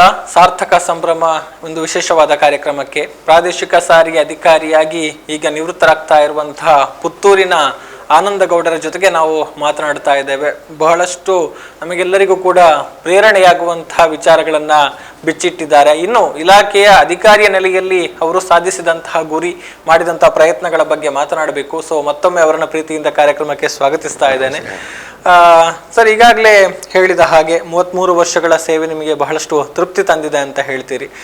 ಬಹುಶಃ ತಮ್ಮ ಅವಧಿಯಲ್ಲಿ ಆದಂತಹ ಒಂದು ವಿನೂತನವಾದ ಪ್ರಯತ್ನಗಳು ಅಥವಾ ಹೊಸತನಗಳ ಬಗ್ಗೆ ಹೇಳೋದಿದ್ರೆ, ಬಹುಶಃ ನಾವು ಪುತ್ತೂರಿನಲ್ಲೇ ಗಮನಿಸಿದ ಹಾಗೆ ಕೆಲವೊಂದು ಹೊಸತನಗಳು ಅಂದ್ರೆ ಬಹುಶಃ ಕೇಂದ್ರ ಸರ್ಕಾರ ತಂದಿರುವಂತಹ ಒಂದು ನಿಯಮಗಳಿಗೆ ಅನುಸಾರವಾಗಿ ತಮ್ಮ ಮೂಲಕ ಅದು ಸಾಕಾರಗೊಂಡಿದೆ. ಅದರ ಬಗ್ಗೆ ಹೇಳೋದಿದ್ರೆ ನೋಡಿ, ನಾನು 1990ರಲ್ಲಿ ಇಲಾಖೆಗೆ ಅಂದ್ರೆ ಕೋರಮಂಗಲ ಪ್ರಾದೇಶಿಕ ಸಾರಿಗೆ ಅಧಿಕಾರಿ ಅಲ್ಲಿ ಕಚೇರಿಯಲ್ಲಿ ಸೇರಿದೆ. ತದನಂತರ ನಾನು 2005ರಲ್ಲಿ ಮತ್ತೆ ಕೋರಮಂಗಲಕ್ಕೆ ಬಂದೆ. ನಾನು ತುಂಬಾ ಅನುಭವವನ್ನು ಪಡೆದದ್ದು ನನ್ನ ಸರ್ವಿಸ್ ಅಲ್ಲಿ ಕೋರಮಂಗಲ ಪ್ರಾದೇಶಿಕ ಸಾರಿಗೆ ಕಚೇರಿಯಲ್ಲಿ. ಅದು ಅಂದ್ರೆ ಏನಂದ್ರೆ, ನಮ್ಮ ರಾಜಧಾನಿ ಇದು ಎಲ್ಲ ಸರಕಾರಕ್ಕೆ ಸಂಬಂಧಪಟ್ಟದ್ದು ವಾಹನಗಳು ನೋಂದಣಿ ಆಗೋದು ಅಲ್ಲಿ. ನಾವು ಎಲ್ಲಾ ಇಲಾಖೆಗೆ ಸಂಬಂಧಪಟ್ಟ ವಾಹನಗಳನ್ನು ಅಂದ್ರೆ ಅದು ದುರಸ್ತಿ ಬಗ್ಗೆ ಅದೊಂದು ಸರಿ ಇದೆಯಾ, ಈಗ VIP ಬರ್ತಾರೆ, ಎಲ್ಲ ರಾಷ್ಟ್ರಪತಿಯವರು, ಪ್ರಧಾನಿಯವರು ಮತ್ತೆ ರಾಜ್ಯಪಾಲರು ಎಲ್ಲ ಓಡಾಡುವ ವಾಹನಗಳನ್ನು ಅದು ಓಡಾಡೋಕ್ಕೆ ಸರಿ ಇದೆಯಾ ಇಲ್ಲವೋ ಅಂತ, ಫಿಟ್ ಆಗಿದೆಯಾ ಅಂತ ಇನ್ಸ್ಪೆಕ್ಷನ್ ಮಾಡಬೇಕು. ಹಾಗೆ ಅಲ್ಲಿಂದ ನಾವು ಹೈಕೋರ್ಟಿಗೆ ವಾರದಲ್ಲಿ ಒಮ್ಮೆ ಹೈಕೋರ್ಟಿಗೆ ವಾಹನಗಳನ್ನು ಮಾನ್ಯ ನ್ಯಾಯಾಧೀಶರುಗಳು ಯೂಸ್ ಮಾಡುವ ವಾಹನವನ್ನು ಬರೆಯಬೇಕು. ಲೋಕಾಯುಕ್ತಕ್ಕೂ ಹೋಗ್ತಿದ್ದೇವೆ, ಸಭೆಗೆ ಹೋಗ್ತಿದ್ದೇವೆ, ವಿಧಾನ ಪರಿಷತ್ತಿಗೆ ಹೋಗ್ತಿದ್ದೇವೆ, ರಾಜ್ಯಪಾಲರ ಕಚೇರಿಗೂ ಹೋಗಿ ಕೊಟ್ಟು ಅಲ್ಲಿ ಇರುವ ವಾಹನಗಳನ್ನು ಎಲ್ಲಾ ಪರಿಶೀಲನೆ ಮಾಡುತ್ತಿದ್ದೇವೆ. ಹಾಗೆ ಅದು ನಮಗೆ ಆ ಸಂದರ್ಭದಲ್ಲಿ ತುಂಬಾ ಅನುಭವವನ್ನು ಕೊಟ್ಟಿತ್ತು ವಾಹನದ ಕೆಲಸ ಕಾರ್ಯದ ಬಗ್ಗೆ. ತದನಂತರ ನಾನು ಹಾಗೆ ಬೇರೆ ಬೇರೆ ಇಲಾಖೆಯಲ್ಲಿ ಅಂದ್ರೆ ಬೇರೆ ಬೇರೆ ಕಚೇರಿಯಲ್ಲಿ ಕೆಲಸ ಮಾಡಿ ಪುತ್ತೂರಿಗೆ ಬಂದೆ. ಪುತ್ತೂರಿಗೆ ಬಂದ ನಂತರ ನಾವು ಏನಾಯ್ತಂದ್ರೆ, ಮೊದಲ ಬಾರಿಗೆ ನಾನು ಜುಲೈ ತಿಂಗಳಲ್ಲಿ ಬಂದಿತ್ತು. ವಿಪರೀತ ಮಳೆ ಬರ್ತಾ ಇತ್ತು. ಬರುವ ಸಂದರ್ಭದಲ್ಲಿ ಅದೆಷ್ಟೋ ನೀರಾಗಿ ಪೋಲಾಗಿ ಹೋಗ್ತಾ ಇತ್ತು. ಆ ನೀರು ಪೋಲಾಗೋದನ್ನು ನೋಡಿ ಅದಕ್ಕೆ ಏನಾದರೂ ಒಂದು ಐಡಿಯಾ ಮಾಡುವ ಅಂತ ಹೇಳುವಾಗ ಒಬ್ಬರು ಸಿಕ್ಕಿದ್ರು, ಸರ್ ಇದೊಂದು ಮಳೆ ನೀರು ಕೊಯ್ಲು ಒಂದು ಮಾಡುವ, ಚೆನ್ನಾಗುತ್ತೆ, ಹೇಗೂ ಬೋರಲ್ಲಿ ನೀರಿಲ್ಲ, ಕುಡಿಯೋಕೆ ಅಥವಾ ಕಚೇರಿಗೆ ತೊಂದರೆ ಆಗ್ತದೆ ಅಂತ. ಅದನ್ನು ಯಾರು ಮಾಡ್ತಾರೆ ಅಂತ ಹೇಳಿದ್ರೆ ನಮ್ಮ ಪುತ್ತೂರಿನವರೇ ಒಬ್ಬರು ಸ್ನೇಹಿತರು ಇದ್ರು, ನಾವು ಮಾಡಿಕೊಡ್ತೇವೆ ಸರ್, ಅದಕ್ಕೆ ನಮಗೆ ಏನು ಲೇಬರ್ ಚಾರ್ಜ್ ಏನು ಬೇಡ, ಅದರ ಸಾಮಗ್ರಿಗಳಿಗೆ ಚಾರ್ಜ್ ಮಾತ್ರ ಕೊಟ್ಟರೆ ಸಾಕು ಅಂತ ಹೇಳ್ಕೊಂಡ್ರು. ಹಾಗೆ ನಾವು ಅದನ್ನು ಫಸ್ಟ್ ನಾನು ಪುತ್ತೂರು ಪ್ರಾದೇಶಿಕ ಸಾರಿಗೆ ಕಚೇರಿಗೆ ಬಂದ ನಂತರ ಮಳೆ ನೀರು ಕೊಯ್ಲು ಮಾಡಿ ನಮ್ಮ ಬೋರನ್ನು ಚಾರ್ಜ್ ಮಾಡಿದೆವು. ಈಗ 24 ಗಂಟೆ ಕುಡಿಯೋಕೆ ನೀರಿಗೆ ನಮಗೆ ಏನೂ ಸಮಸ್ಯೆ ಇಲ್ಲ ಪ್ರಾದೇಶಿಕ ಪುತ್ತೂರಲ್ಲಿ. ಹಾಗೆ ಮತ್ತೆ ನಾವು ಕೆಲಸ ಮಾಡ್ತಾ ಇರುವಾಗ ನಾವು ಹೇಗಂದ್ರೆ ನಮ್ಮ ತಂತ್ರಜ್ಞಾನವು ಉನ್ನತಿ ಹೋಗ್ತಾ ಇರ್ತದೆ. ನಾನು ಬಂದು ಸೇರುವಾಗ ವಾಹನ ಸಾರಥಿ 3 ಸಿಸ್ಟಮ್ ಅಲ್ಲಿ ಕೆಲಸ ಮಾಡ್ತಾ ಇತ್ತು. ಈಗ ಸಾರಥಿ 4 ಸಿಸ್ಟಮ್ ಕೆಲಸ ಮಾಡ್ತಾ ಇದೆ. ಅಂದ್ರೆ ಅದು ಉನ್ನತ ತಂತ್ರಜ್ಞಾನ. ಈಗ ನಮ್ಮ ಇಲಾಖೆಯಲ್ಲಿ ಸಾಧಾರಣ 32 ಸೇವೆಯಷ್ಟು ಆನ್ಲೈನ್ ಸೇವೆ ಇದೆ. ಅದರಲ್ಲಿ ನೀವೀಗ ನೋಡಿರ್ಬಹುದು, ಮೊದಲು ಎಲ್ಲ ಕಲಿಕೆ ಲೈಸೆನ್ಸ್ ಅಂದ್ರೆ ಲರ್ನರ್ಸ್ ಲೈಸೆನ್ಸ್ಗೆ ಕಚೇರಿಗೆ ಬರ್ಬೇಕು ಅಂತ ಜನ ಅಂತ ಇತ್ತು. ಈಗ ಅದು ನಿಂತೋಗಿದೆ. ಈಗ ಏನ್ ಮಾಡೋದು, ಯಾವ್ದಾದ್ರು ಒಂದು ಸೈಬರ್ ಸೆಂಟರ್ ಅಲ್ಲಿ ಆತನು ಬೇಕಾದ ಎಲ್ಲಾ ಡೀಟೇಲ್ಸ್ ಅನ್ನು ಅಪ್ಲೋಡ್ ಮಾಡಬೇಕು.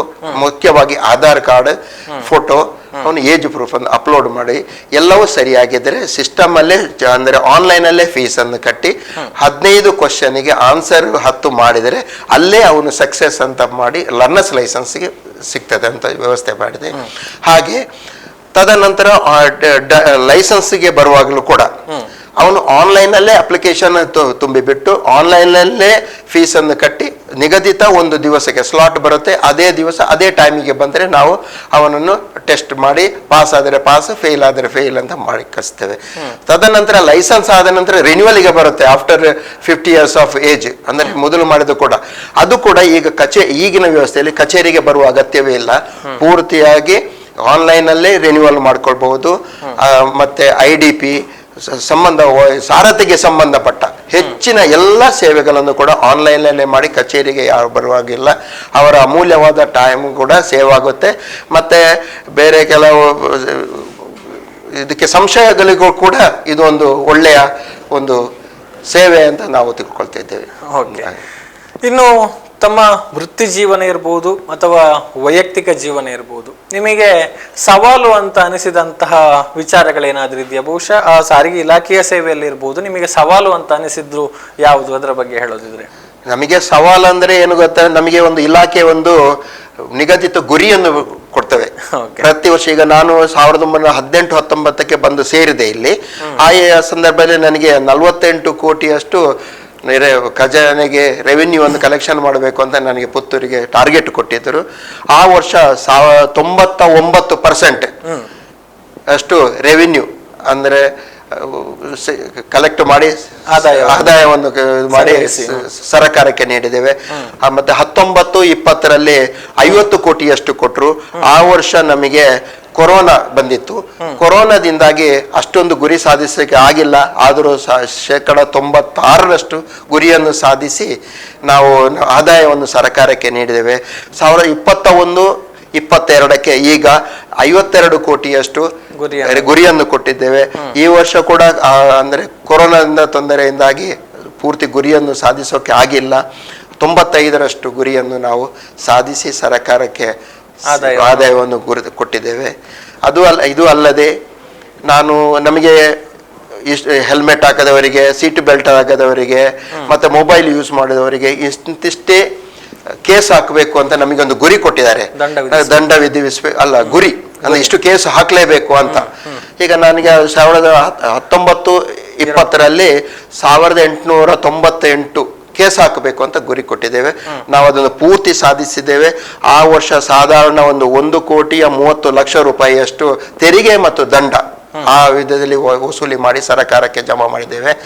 2021-22ಕ್ಕೆ 1,900ರಷ್ಟು ಕೇಸನ್ನು ಕೊಟ್ಟಿದ್ರು. ಈ ವರ್ಷ ಅಂದ್ರೆ ನಾವು 2021-ಕ್ಕೆ 1,898 ಕೊಟ್ಟದ್ದು.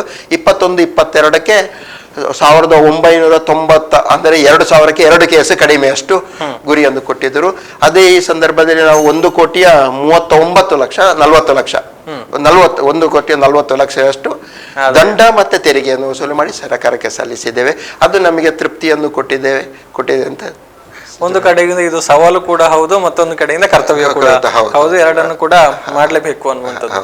ಇನ್ನು ಬಹುಶಃ RTO ಇಲಾಖೆ ಅದು ಕೇವಲ ಒಂದು ಕಡೆ ಅಂತ ಅಲ್ಲ, ಎಲ್ಲ RTOಗಳ ಬಗ್ಗೆ ಇರುವಂತ ಒಂದು ಆರೋಪ ಅಂತ ಹೇಳಿದ್ರೆ ಅಲ್ಲಿ ಮಧ್ಯವರ್ತಿಗಳ ಹಾವಳಿ ತುಂಬಾ ಜಾಸ್ತಿ ಇದೆ, ಜನರಿಗೆ ನೇರವಾಗಿ ಸೇವೆ ಸಿಗೋದಿಲ್ಲ ಅನ್ನುವಂಥದ್ದು. ಸೊ ನೀವು ಒಬ್ಬ ಅಧಿಕಾರಿಯಾಗಿ ಇದಕ್ಕೆ ಕಾರಣ ಏನು ಅಂತ ಹೇಳ್ತೀರಾ ಸರ್? ಜನರು ಏನು ಮಾಡಬೇಕು ಅಂತ ಇದಕ್ಕೆ? ನೋಡಿ, ಇದು ಪ್ರಾದೇಶಿಕ ಸಾರಿಗೆ ಕಚೇರಿ ಎಲ್ಲ ಸಾಧಾರಣ ಎಲ್ಲಾ ಸರ್ಕಾರಿ ಕಚೇರಿಯಲ್ಲಿ ಮಧ್ಯವರ್ತಿಗಳು ಬರ್ತಾರೆ ಅಂತ ಹೌದು.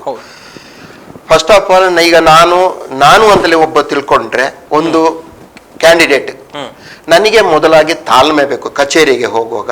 ಕಚೇರಿಯಲ್ಲಿ ಈಗ ನಾನು ಕಲಿಕೆ ಲೈಸೆನ್ಸ್ಗೆ ಹೋಗ್ತೇನೆ ಅಂದ್ರೆ ಪ್ರಾದೇಶಿಕ ಕಲಿಕೆ ಲೈಸೆನ್ಸ್ಗೆ ನಾನು ಏನು ಮೊದಲಾಗಿ ಮಾಡ್ಕೊಳ್ಬೇಕು ಆ ವಿಷಯವನ್ನು ತಿಳ್ಕೊಳ್ಬೇಕು.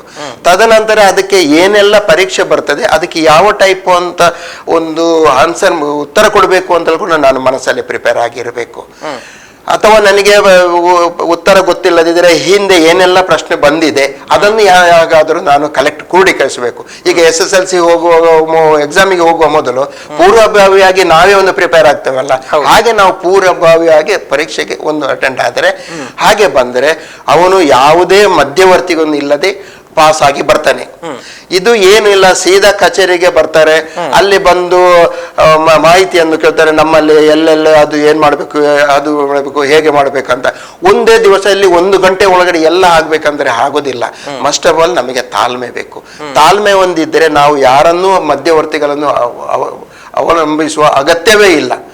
ನಾನು ನನ್ನ ಅವಧಿಯಲ್ಲಿ ಎಲ್ಲರಿಗೂ ಎಂಕರೇಜ್ ಮಾಡಿದೆ ಅಂದ್ರೆ ಸ್ವತಃ ನಿಮ್ಮ ಕಾರ್ಯಕ್ಕೆ ನೀವೇ ಬನ್ನಿ, ನಿಮಗೂ ಅದು ಹೇಗೆ ಕೆಲಸ ಕಾರ್ಯ ನಡೀತದೆ, ಅದರಲ್ಲಿ ಎಷ್ಟು ಸವಾಲುಗಳಿದೆ ಅಧಿಕಾರಿಗಳಿಗೆ ಅಂತ ತಿಳಿತದೆ. ಆದ ಕಾರಣ ಅದನ್ನು ಆದಷ್ಟು ಮಧ್ಯವರ್ತಿಗಳು ಬಾರದಾಗೆ ನಾವು ಕೂಡ ತಡೆ ಮಾಡಿದ್ದೇವೆ. ಮತ್ತೆ ನಮ್ಮ ಕಚೇರಿಯ ಆವರಣದಲ್ಲಿ ಕೂಡ ಮಧ್ಯವರ್ತಿಗಳು ಬರಬಾರದು ಅಂತ ಒಂದು ಫಲಕಗಳು ಕೂಡ ಅಳವಡಿಸಿದ್ದೇನೆ. ಅದಕ್ಕೆ ಪೂರಕವಾಗಿ ಈಗ ಸರ್ಕಾರ ಕೂಡ ಏನಂದ್ರೆ ಆನ್ಲೈನ್ ಸೇವೆಯನ್ನು ಮಾಡಿದ್ದು ಇದು ಬಹಳ ಅತ್ಯುತ್ತಮ ಸೇವೆ ಅಂತ ನಾನು ಅಂದ್ಕೊಳ್ತೇನೆ. ಯಾಕಂದ್ರೆ ಈಗ ಯಾವ ಸೇವೆಗೂ ಕಚೇರಿಗೆ ಬರುವ ಅಗತ್ಯ ಇಲ್ಲ, ಇಲ್ಲಿ ಮಧ್ಯವರ್ತಿಗಳ ಅವಶ್ಯಕತೆಯೂ ಇಲ್ಲ. ಮತ್ತೆ ಇದು ಅವರ ಮನೆಯಲ್ಲೇ ಕೂತು ಮಾಡಬಹುದು ಅಥವಾ ಮೊಬೈಲಲ್ಲೇ ಕೂತು ಮಾಡುದು. ಇವನು ಅದಕ್ಕೆ ಟೈಮ್ ಲಿಮಿಟ್ ಇಲ್ಲ, ಇವನು ರಾತ್ರಿ ಕೂತು ಕೂಡ ಅವನು ಆನ್ಲೈನ್ ಅಲ್ಲಿ ಅಪ್ಲಿಕೇಶನ್ ಮಾಡಿ ಮಾಡಬಹುದು, ಅವನ ಸಮಯ ಕೂಡ ಉಳಿತಾಯ ಆಗುತ್ತೆ. ಇದು ಸರ್ಕಾರದಿಂದ ಬಂದ ಒಂದು ಉತ್ತಮ ಒಂದು ಮುಂದಿನ ನಡೆ ಅಂತ ನಾನು ತಿಳ್ಕೊಳ್ತೇನೆ. ಹಾಗೆ ಪ್ರತಿಯೊಂದು ನಮ್ಮ ಸೇವೆ ಕೂಡ ಸಕಾಲದಲ್ಲಿ ಬರ್ತವೆ. ಈಗ ಒಂದು ಎಲ್ಲೆಲ್ಲಿ ಅಂದ್ರೆ ಇಷ್ಟು ದಿವಸದಲ್ಲಿ ನಾವು ಎಲ್ಲೆಲ್ಲಿ ಪ್ರಿಂಟ್ ಮಾಡಿ ಕೊಡ್ಬೇಕು ಅಥವಾ ಮಾಡಬೇಕು, ಎಲ್ಲವೂ ಒಂದು ಸಕಾಲ ಸೇವೆಯಲ್ಲಿ ಬಂದಿದೆ. ಆ ಸಕಾಲ ಸೇವೆಯಲ್ಲಿ ನಮ್ಮ ಇಲಾಖೆ ಅಥವಾ ಇಲಾಖೆಗೆ ನಮ್ಮ ಪುತ್ತೂರು ಸಾರಿಗೆ ಕಚೇರಿಯಲ್ಲಿ ಎಲ್ಲಾ ಸೇವೆಯನ್ನು ನಾವು ಸಕಾಲದಲ್ಲೇ ನಾವು ಮಾಡಿಕೊಟ್ಟಿದ್ದೇವೆ ಅಂತ ಹೇಳ್ಕೊಡಲು ನಿಮಗೆ ಇಚ್ಛೆ ಪಡ್ತಾ ಇದ್ದೇನೆ. ಓಕೆ, ಇನ್ನು ಮತ್ತೆ ನಿಮ್ಮ ವೈಯಕ್ತಿಕ ಜೀವನದತ್ತ ಬರೋದಿದ್ರೆ, ಕಳೆದ ಮಳೆಗಾಲದ ಅವಧಿಯನ್ನ ನಾವು ನೋಡಿದರೆ ಆನಂದಗೌಡರು ಗದ್ದೆಯಲ್ಲಿ ಟಿಲ್ಲರ್ ಹಿಡಿದು ಉಳುಮೆ ಮಾಡ್ತಾ ಇದ್ರು. ಸೊ ತಮ್ಮ ಒಂದು ಆ ಕೃಷಿ ಆಸಕ್ತಿ, ಬಹುಶಃ ತಾವು ಗ್ರಾಮೀಣ ಭಾಗದಿಂದಲೇ ಬೆಳೆದು ಬಂದವರು, ಆ ಮಣ್ಣಿನ ಸೊಗಡು ಖಂಡಿತವಾಗ್ಲೂ ತಮ್ಮಲ್ಲಿ ಇದ್ದೇ ಇರುತ್ತೆ. ಆ ಕೃಷಿಯ ಒಂದು ಆಸಕ್ತಿ ಮತ್ತೆ ಅದನ್ನ ಯಾವ ತರ ನೀವು ಈ ಅಧಿಕಾರಿಯ ನೆಲೆ ಜೊತೆಗೆ ಆ ಒಂದು ಕೃಷಿ ಆಸಕ್ತಿ ಎರಡನ್ನ ಹೇಗೆ ಬ್ಯಾಲೆನ್ಸ್ ಮಾಡಿಕೊಂಡು ಹೋಗ್ತಾ ಇದ್ದೀರಿ, ಅದರ ಬಗ್ಗೆ ಸ್ವಲ್ಪ ಹೇಳೋದಿದ್ರೆ. ಅಂದ್ರೆ ನಾವು ಮೊದಲು ಹಳ್ಳಿಯಿಂದ ಬಂದವರು, ಅಂದ್ರೆ ಒಂದು ರೈತ ಕುಟುಂಬದವರು. ಹಾಗೆ ನಾನು ಎಲ್ಲ ನಮ್ಮ ಹೆಚ್ಚಿನ ಸೇವೆ ನಮ್ಮ ಉತ್ತರ ಭಾಗದಲ್ಲೇ ಆಯ್ತು, ಕರ್ನಾಟಕದ ಉತ್ತರ ಭಾಗದಲ್ಲೇ ಆಯ್ತು. 2018-19 ಪುತ್ತೂರಿಗೆ ಬರುವಾಗ ತುಂಬಾ ಮಳೆ ಇತ್ತು. ಆ ಮಳೆ ಬರುವಾಗ ಅದೇ ಸಂದರ್ಭದಲ್ಲಿ ಇಲ್ಲಿ ಏನೊಂದು ಒಂದು ನನಗೆ ಕಿವಿಗೆ ಒಂದು ನ್ಯೂಸ್ ಬಂತು, ಎಲ್ಲ ಅಡಿಲು ಭೂಮಿಗಳನ್ನು ಮಾಡುವಂತದಕ್ಕೆ ಸರ್ಕಾರ ಒಂದು ಉತ್ತೇಜನವನ್ನು ನೀಡುತ್ತದೆ. ಆಗ ನಾನು ನಮ್ಮ ಸ್ನೇಹಿತರಲ್ಲೆಲ್ಲ ಕೇಳಿದೆ, ಇದನ್ನು ಯಾತಕ್ಕೆ ನಾವು ಮಾಡಬಾರದು, ಎಲ್ಲಿಯಾದ್ರೂ ಗದ್ದೆ ಇದ್ರೆ ತೋರಿಸಿ ಅಂತ ನಮ್ಮ ಧರ್ಮಸ್ಥಳ ಗ್ರಾಮಾಭಿವೃದ್ಧಿ ಸಂಸ್ಥೆಯ ಉಮೇಶ್ ಅಂತ ಒಬ್ಬರು ಮ್ಯಾನೇಜರ್ ಇದ್ದಾರೆ, ಅವರನ್ನು ಮಾಡಿದ್ದಾರೆ. ಅವರ ಮುಖಾಂತರ ನಮ್ಮ ಪುತ್ತೂರು ತಾಲೂಕಿನ ಕೋಡಿಯಾಡಿಯಲ್ಲಿರುವ ಜನಾರ್ದನ ಸ್ವಾಮಿ ದೇವಸ್ಥಾನ ಇದೆಯಲ್ಲ, ಅಲ್ಲಿ ನಮಗೆ ಸಾಧಾರಣ 1.5 ಎಕರೆಯಷ್ಟು ಅಡಿಲು ಭೂಮಿಯನ್ನು ಕೊಟ್ಟರು. ಅವರ ಯಂತ್ರೋಪಕರಣವನ್ನು ಯೂಸ್ ಮಾಡಿ ಅದನ್ನು ನಾವು ಪೂರ್ತಿಯಾಗಿ ಭತ್ತದ ನಾಟಿಯನ್ನು ಮಾಡಿದ್ದೇವೆ. ಅದರಲ್ಲಿ ನಾವು 100ಕ್ಕೆ 100ರಷ್ಟು ಫಲಪ್ರದವಾಗದಿದ್ದರೂ ನಮಗೆ ಮಾಡಿದ ಕೆಲಸಕ್ಕೆ ತೃಪ್ತಿ ಇದೆ, ಮಾಡಿದ್ದೇವೆ ನಾವು. ಆ ಭೂಮಿಯನ್ನು ಒಂದು ಹಚ್ಚ ಹಸುರಾಗಿ ಮಾಡಿದ್ದೇವೆ. ಆ ಮಾಡಿದ ಭತ್ತದಿಂದಾಗಿ ಸ್ವಲ್ಪ ಹಂದಿಗಳಿಗೂ ಹೊಟ್ಟೆ ತುಂಬಿತು, ನವಿಲುಗಳಿಗೂ ಹೊಟ್ಟೆ ತುಂಬಿ ಪ್ರಕೃತಿಯನ್ನು ಕೂಡ ಒಂದು ಸ್ವಲ್ಪ ನಾವು ನೋಡಿಕೊಂಡಿದ್ದೇವೆ ಅಂತ ಹೇಳಿ ಇಚ್ಛಿಸುವ. ಇನ್ನು ಪುತ್ತೂರು ತಮ್ಮ ಹುಟ್ಟೂರು, ಬಹುಶಃ ನಿವೃತ್ತರಾಗುವಂತ ಸಮಯ ಪುತ್ತೂರಿನಿಂದಲೇ ನಿವೃತ್ತರಾಗ್ತಾ ಇದ್ದೀರಿ. ಸೊ ಏನ್ ಅನಿಸ್ತಾ ಇದೆ? ಸೊ ಈ ಸೇವೆಯ ಕೊನೆಯ ಅವಧಿಯಲ್ಲಿ ಪುತ್ತೂರಿನ ಜನತೆಗೆ ಒಂದು ಸೇವೆಯನ್ನು ಒದಗಿಸಿ ನಿವೃತ್ತರಾಗ್ತಾ ಇರುವ ಬಗ್ಗೆ ಎಷ್ಟು ಖುಷಿ ಇದೆ ನಿಮಗೆ ಅಂತ? ಏನಂದ್ರೆ, ನಾನು ಈಗ ಪುತ್ತೂರು ಅಧಿಕಾರಿಯಾಗಿದ್ದು ಕೂಡ ನಾನು ಈಗ ನಮ್ಮ Puttur Rotary Club city Rotary Club ಸದಸ್ಯನಾಗಿದ್ದೇನೆ. ನಾವು ನಿಮಗೆ ರೋಟರಿ ಕ್ಲಬ್ ಇದ್ದು ಎಲ್ಲ ಸಂಸ್ಥೆ ಸೇವೆ ಬಗ್ಗೆ ಎಲ್ಲ ಗೊತ್ತಿದೆ. ಅವರು ಮಾಡುವಂತ ಎಲ್ಲ ಸೇವೆಗಳಿಗೂ ಕೂಡ ನನ್ನಿಂದ ಆದ ಸ್ಪಂದನೆಯನ್ನು ನಾನು ನೀಡ್ತಾ ಇದ್ದೇನೆ. ಅದು ನನಗೆ ತುಂಬಾ ತೃಪ್ತಿ ಕೊಡ್ತಾ ಇದೆ. ಇನ್ನೊಂದು ಏನಂದ್ರೆ, ಈಗ ಸಮಾಜಕ್ಕೆ ನೋಡಿ, ನಾವು ಈಗ ಅಪಘಾತ ಹೇಗೆ ಆಗುತ್ತೆ ಅಥವಾ ವಾಯು ಮಾಲಿನ್ಯವನ್ನು ಹೇಗೆ ತಡೆಯುವುದು, ಆ ಅಪಘಾತಕ್ಕೆ ಯಾರು ಕಾರಣರು ಅಂತ ಪ್ರತಿ ಶಾಲೆಗಳಿಗೆ ಮತ್ತೆ ಕಾಲೇಜುಗಳಿಗೆ ಹೋಗಿ ಒಂದು ನಮ್ಮ ಉಪನ್ಯಾಸವನ್ನು ನೀಡಿ ಅದರಷ್ಟು ನಾವೊಂದು ಸ್ವಲ್ಪ ಆದರೂ ನಮ್ಮ ಹೇಳಿಕೆಯನ್ನು ಅವರು ನಮ್ಮ ಜೀವನದಲ್ಲಿ ಅಳವಡಿಸಿಕೊಂಡ್ರೆ ಒಂದು ಜನ ನಮ್ಮ ಬದುಕಿದರೆ ಅದರಷ್ಟು ತೃಪ್ತಿ ನಮಗೆ ಯಾವುದು ಇಲ್ಲ. ಬಹಳ ತೃಪ್ತಿಯನ್ನು ನೀಡ್ತದೆ. ಹಾಗೆ ವಾಯು ಮಾಲಿನ್ಯದ ಕೂಡ ತುಂಬಾ ಅವೇರ್ನೆಸ್ ಎಲ್ಲಾ ಕಾಲೇಜುಗಳು ಮಾಡಿದ್ದೇವೆ. ಆದಷ್ಟು ಈಗ ನಾವು ಎಲೆಕ್ಟ್ರಿಕ್ ವಾಹನವನ್ನೇ ಉಪಯೋಗಿಸಿ ಅಂತ ನಾವೊಂದು ಜನರಿಗೆ ಆದಷ್ಟು ಕೂಡ ಪ್ರಯೋಜನ ಪಡೆಯಿರಿ ಅಂತ ನಾವು ಪ್ರೋತ್ಸಾಹ ಕೂಡ ಮಾಡ್ತಾ ಇದ್ದೇವೆ. ಓಕೆ, ಆನಂದ ಗೌಡ್ರದ್ದು ಇನ್ನೊಂದು ವಿಶೇಷತೆ ಇದೆ. ಬಹುಶಃ ಅವರು ತಾನು ಬಲಗೈಯಲ್ಲಿ ಕೊಟ್ಟದ್ದು ಎಡಗೈಗೆ ತಿಳಿಬಾರದು ಅನ್ನುವಂಥ ನೆಲೆಯಲ್ಲಿ ಸೇವೆಯನ್ನ ಮಾಡ್ತಾ ಇದ್ದಾರೆ. ಅನೇಕ ವಿದ್ಯಾರ್ಥಿಗಳಿಗೆ, ಅಂದ್ರೆ ಆರ್ಥಿಕ ಸಮಸ್ಯೆಯಿಂದ ತಮ್ಮ ಉನ್ನತ ವ್ಯಾಸಂಗವನ್ನ ಮಾಡುವುದಕ್ಕೆ ಕಷ್ಟಪಡ್ತಾ ಇರುವಂತ ವಿದ್ಯಾರ್ಥಿಗಳಿಗೆ ಧನ ಸಹಾಯವನ್ನು ಕೂಡ ಮಾಡಿದ್ದಾರೆ. ಸೊ ಅದರ ಬಗ್ಗೆ ಒಂದಷ್ಟು ಮಾಹಿತಿಯನ್ನ ಕೇಳಬೇಕು, ಯಾಕಂತ ಹೇಳಿದ್ರೆ ಅದು ಇತರರಿಗೆ ಒಂದು ಪ್ರೇರಣೆ ಆಗಬೇಕು ಅನ್ನುವಂಥ ನೆಲೆಯಲ್ಲಿ. ಸರ್, ಅದರ ಬಗ್ಗೆ ಹೇಳೋದಿದ್ರೆ. ನೋಡಿ, ನಾವು ಮೊದಲೇ ಹೇಳಿದೆ, ನಾನು ಬಡತನದಲ್ಲೇ ಹುಟ್ಟಿದವ. ಆದರೆ ನನ್ನ ವಿದ್ಯಾಭ್ಯಾಸಕ್ಕೆ ನಾನು ಈ ನೆಲೆಗೆ ಬಂದವರು ಇನ್ನೊಬ್ಬರು ನಮಗೆ ಸಹಾಯ ಮಾಡಿದವರು. ನನಗೆ ಈಗ ದೇವರು ಎಲ್ಲ ಸರ್ಕಾರಿ ಸೇವೆ ಕೆಲಸವನ್ನು ಕೊಟ್ಟು ಒಂದು ನೆಲೆಯನ್ನು ತೋರಿಸಿದ್ದಾರೆ. ಈಗ ನನಗೆ ಬಂದ ಒಂದಿಷ್ಟು ಸಂಬಳದಲ್ಲಿ ನಾವು ಇನ್ನೂ ಸಮಾಜದ ಬಡ ವಿದ್ಯಾರ್ಥಿಗಳಿಗೆ ಏನಾದರೂ ನಾವು ಸಹಾಯವನ್ನು ಮಾಡಿ ಉನ್ನತ ಸ್ಥಾನಕ್ಕೆ ಹೋದರೆ ಅವರು ಪಡುವ ತೃಪ್ತಿ ನನಗೆ ಯಾರು ಸಹಾಯ ಮಾಡಿದೆ ಅವರಿಗೆ ಸಂದ ಒಂದು ಗೌರವ ಅಂತ ನಾನು ತಿಳ್ಕೊಂಡು ನಾನು ಕೆಲಸ ಮಾಡ್ತಾ ಇದ್ದೇನೆ. ಓಕೆ, ಇನ್ನು ತಮ್ಮ ಕುಟುಂಬ ಸಂಸಾರ ಇದರ ಬಗ್ಗೆ ಹೇಳೋದ್ರೆ, ಬಹುಶಃ ಅಧಿಕಾರಿಯಾಗಿ ವಿವಿಧ ಕ್ಷೇತ್ರಗಳಲ್ಲಿ ತೊಡಗಿಸಿಕೊಂಡು ಇಷ್ಟೆಲ್ಲ ಮಾಡಬೇಕಿದ್ರೆ ಕುಟುಂಬ ವರ್ಗದ ಸಹಕಾರ ಖಂಡಿತವಾಗಿ ಮುಖ್ಯ ಆಗಿರುತ್ತೆ. ಅವರ ಒಂದು ಸಹಕಾರವನ್ನ ಈಗ ನೆನಪಿಸಿಕೊಳ್ಳೋದಿದ್ರೆ. ನಮ್ಮ ಕುಟುಂಬ ಈಗ ನಮ್ದು ಎಕ್ಸಿಕ್ಯೂಟಿವ್ ಟೈಪ್ ಕೆಲಸ, ಎಲ್ಲರಿಗೂ ಟೈಮ್ ಇಲ್ಲ ನಮಗೆ. ಮನೆಗೆ ಬರುವಾಗ ಒಮ್ಮೊಮ್ಮೆ ರಾತ್ರಿ 9 ಗಂಟೆ ಆಗುತ್ತೆ, ಹಾಗೂ 10 ಗಂಟೆ ಆಗುತ್ತೆ, ಬೆಳಗ್ಗೆ 5 ಗಂಟೆ ಹೋಗ್ಬೇಕು. ಈ ಸಂದರ್ಭದಲ್ಲಿ ನಮಗೆ ಮನೆಯಲ್ಲಿ ತುಂಬಾ ಒಳ್ಳೆ ಒಂದು ಊಟ ತಿಂಡಿ, ನಮಗೆ ಏನು ಬೇಕಾದ್ದು ಮನೆಗೆ ಬಂದ್ರೆ ಊಟ ತಿಂಡಿ ಒಳ್ಳೆಯ ಮಾತು ಅದನ್ನು ಅವರು ಮನೆಯವರು ಒಳ್ಳೆ ರೀತಿಯಲ್ಲಿ ನನಗೆ ಮಾಡಿದ್ದಾರೆ.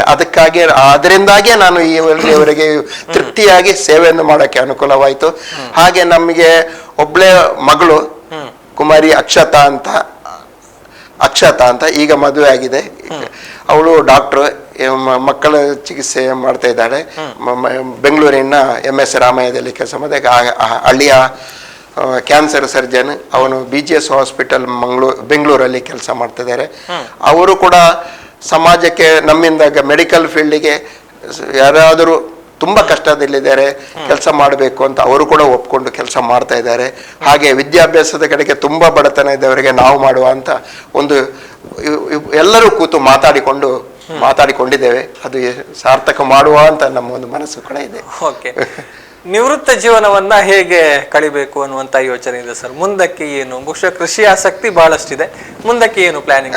ಮುಂದಕ್ಕೆ ನೋಡಿ, ನಾವು ಈಗಾಗಲೇ ನಮ್ಮ ಕೋಳಿಪಾಡಿಯಲ್ಲಿ 1 ಎಕರೆ ಜಾಗವನ್ನು ಲೀಸಿಗೆ ಅಂದ್ರೆ ಅಡಿಲು ಭೂಮಿಯನ್ನು ತಗೊಂಡು ಮಾಡಿದ್ದೇವೆ. ಈಗ ನಾನು ನಮ್ಮ ಆನೆಗುಡ್ಡೆ ದೇವಸ್ಥಾನದ ಹತ್ತಿರ, ಕುಂದಾಪುರ ತಾಲೂಕು ಕುಂಬಾಶಿ ಹತ್ತಿರ, ಅಲ್ಲಿ ಒಂದು 6 ಎಕರೆ ಒಂದು ದೇವಸ್ಥಾನ ಅಡಿಲು ಗದ್ದೆ, ಅಡಿಲಿಲ್ಲ, ಅದು ಪ್ರತಿ ವರ್ಷ ಕೃಷಿ ಆಗ್ತಾ ಇತ್ತು. ಅದನ್ನು ಇಷ್ಟವರೆಗೆ ಮಾಡ್ತಾ ಇರುವವರಿಗೆ ಇನ್ನು ಮುಂದೆ ನಮಗೆ ಮಾಡೋಕ್ಕೆ ಆಗಿದಲ್ಲ, ಯಾರಿಗಾದರೂ ಮಾಡೋಕ್ಕೆ ಆಗೋದಿದ್ದರೆ ಕೊಟ್ಟು ಬಿಡಿ ಅಂತ ಧರ್ಮಸ್ಥಳ ಗ್ರಾಮೀಣಾಭಿವೃದ್ಧಿ ಸಂಸ್ಥೆಗೆ ಹೇಳಿದಾರಂತೆ. ಅವರು ನನಗೆ ಫೋನ್ ಮಾಡಿದರು, ಹೀಗೆ ಅದನ್ನು ನೋಡ್ಕೊಳ್ಳುವ ಸರ್, ಮಾಡುವನ ಅಂತ. ಅದಕ್ಕೆ ನಾನು ಹೋಗಿ ನೋಡುವಾಗ ತುಂಬಾ ಖುಷಿ ಕೊಟ್ಟಿತ್ತು. ಒಂದು 6 ಎಕರೆಯಷ್ಟು ಗದ್ದೆ ಇದೆ. ಈಗ ಮೊನ್ನೆ ತಾನೇ ಮಳೆ ಬಂದಿದೆ. ಫಸ್ಟ್ ಆಗಿ ನಾವು ಎಲ್ಲ ಟ್ರ್ಯಾಕ್ಟರ್ ತಂದು 1 ರೌಂಡಿನ ಉಳುಮೆ ಕೂಡ ಮಾಡಿದ್ದೇವೆ, ಮಾಡಿ ಬಿಟ್ಟಿದೆ.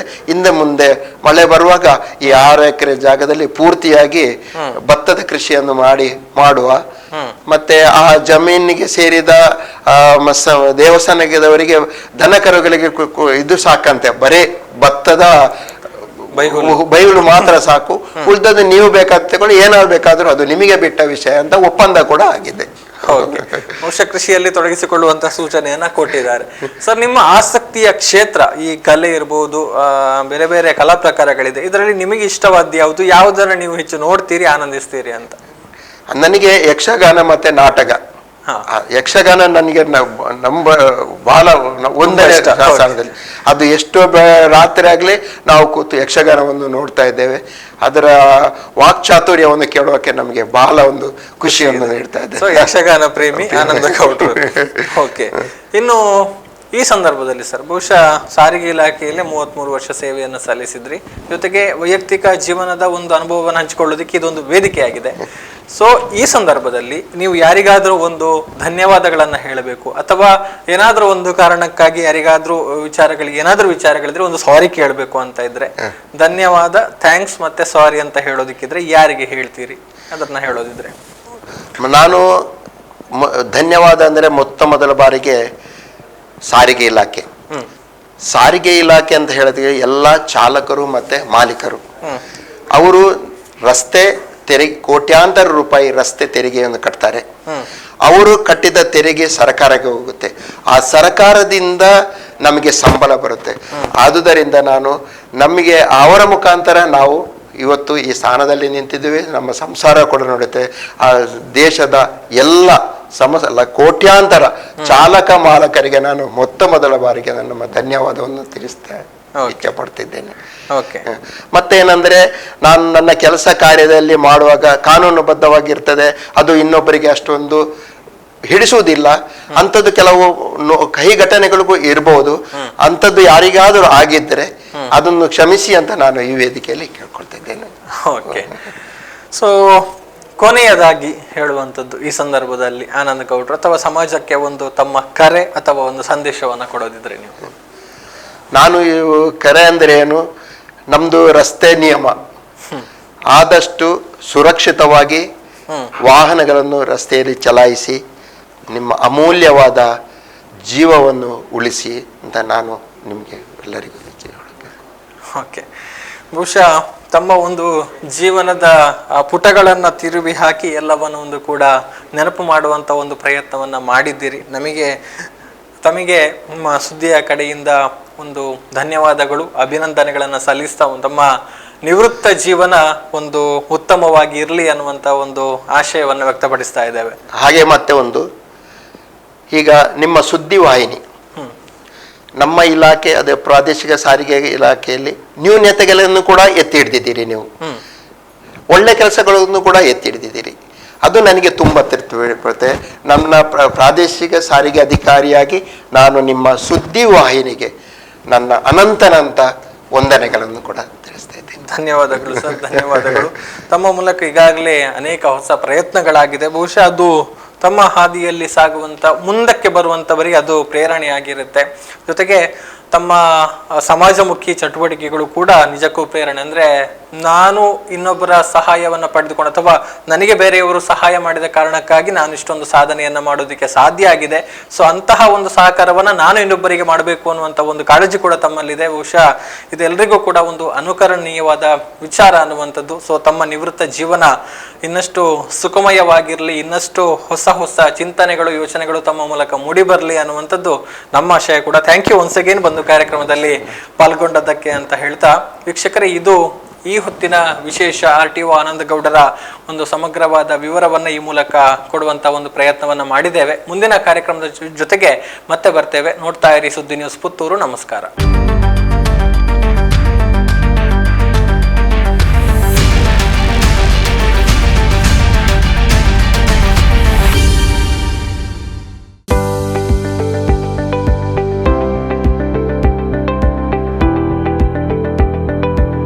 ವಿಶ್ವವಿದ್ಯಾನಿಲಯದಿಂದ ಸತತ ಪ್ರಥಮ ರ್ಯಾಂಕ್ಗಳನ್ನು ಪಡೆದುಕೊಂಡ ಪುತ್ತೂರಿನ ಪ್ರಥಮ ಡಿಸೈನ್ ಕಾಲೇಜ್ ಹಾಗೂ ಪುತ್ತೂರಿನ ಏಕೈಕ aviation and hospitality management college Akshaya. Jayant Nadubailu ಅವರ ನೇತೃತ್ವದ ಕಾಲೇಜಿನಲ್ಲಿ 3 ವರ್ಷದ BCom with aviation and hospitality management, BSc fashion and apparel design, 2 ವರ್ಷದ ಡಿಪ್ಲೊಮಾ ಇನ್ ಫ್ಯಾಷನ್ ಡಿಸೈನ್, 3 ವರ್ಷದ BSc interior design and decoration, 2 ವರ್ಷದ ಡಿಪ್ಲೊಮಾ ಇನ್ ಇಂಟೀರಿಯರ್ ಡಿಸೈನ್ ಕೋರ್ಸ್ಗಳು ಲಭ್ಯ.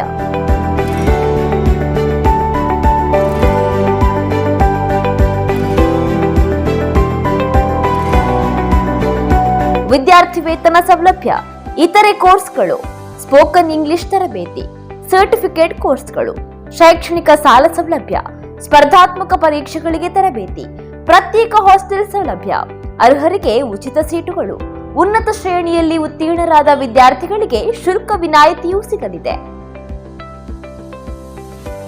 ನಿಮಗಾಗಿ, ನಿಮ್ಮ ಭವಿಷ್ಯಕ್ಕಾಗಿ ಉತ್ತಮ ವಿದ್ಯಾಸಂಸ್ಥೆಯ ಹುಡುಕಾಟದಲ್ಲಿದ್ದೀರಾ? ಹಾಗಾದ್ರೆ ತಡ ಯಾಕೆ? ದಾಖಲಾತಿ ನೋಂದಾವಣೆ ಆರಂಭಗೊಂಡಿದೆ. ಅಡ್ಮಿಷನ್ಗಾಗಿ ಹಿಂದೆ ಸಂಪರ್ಕಿಸಿ ಅಕ್ಷಯ ಕಾಲೇಜು ಪುತ್ತೂರು 0821200030 9141160704 8050108510. ಸುದ್ದಿ ಚಾನಲ್, ಕ್ಷಣ ಕ್ಷಣದ ಸುದ್ದಿಗಾಗಿ.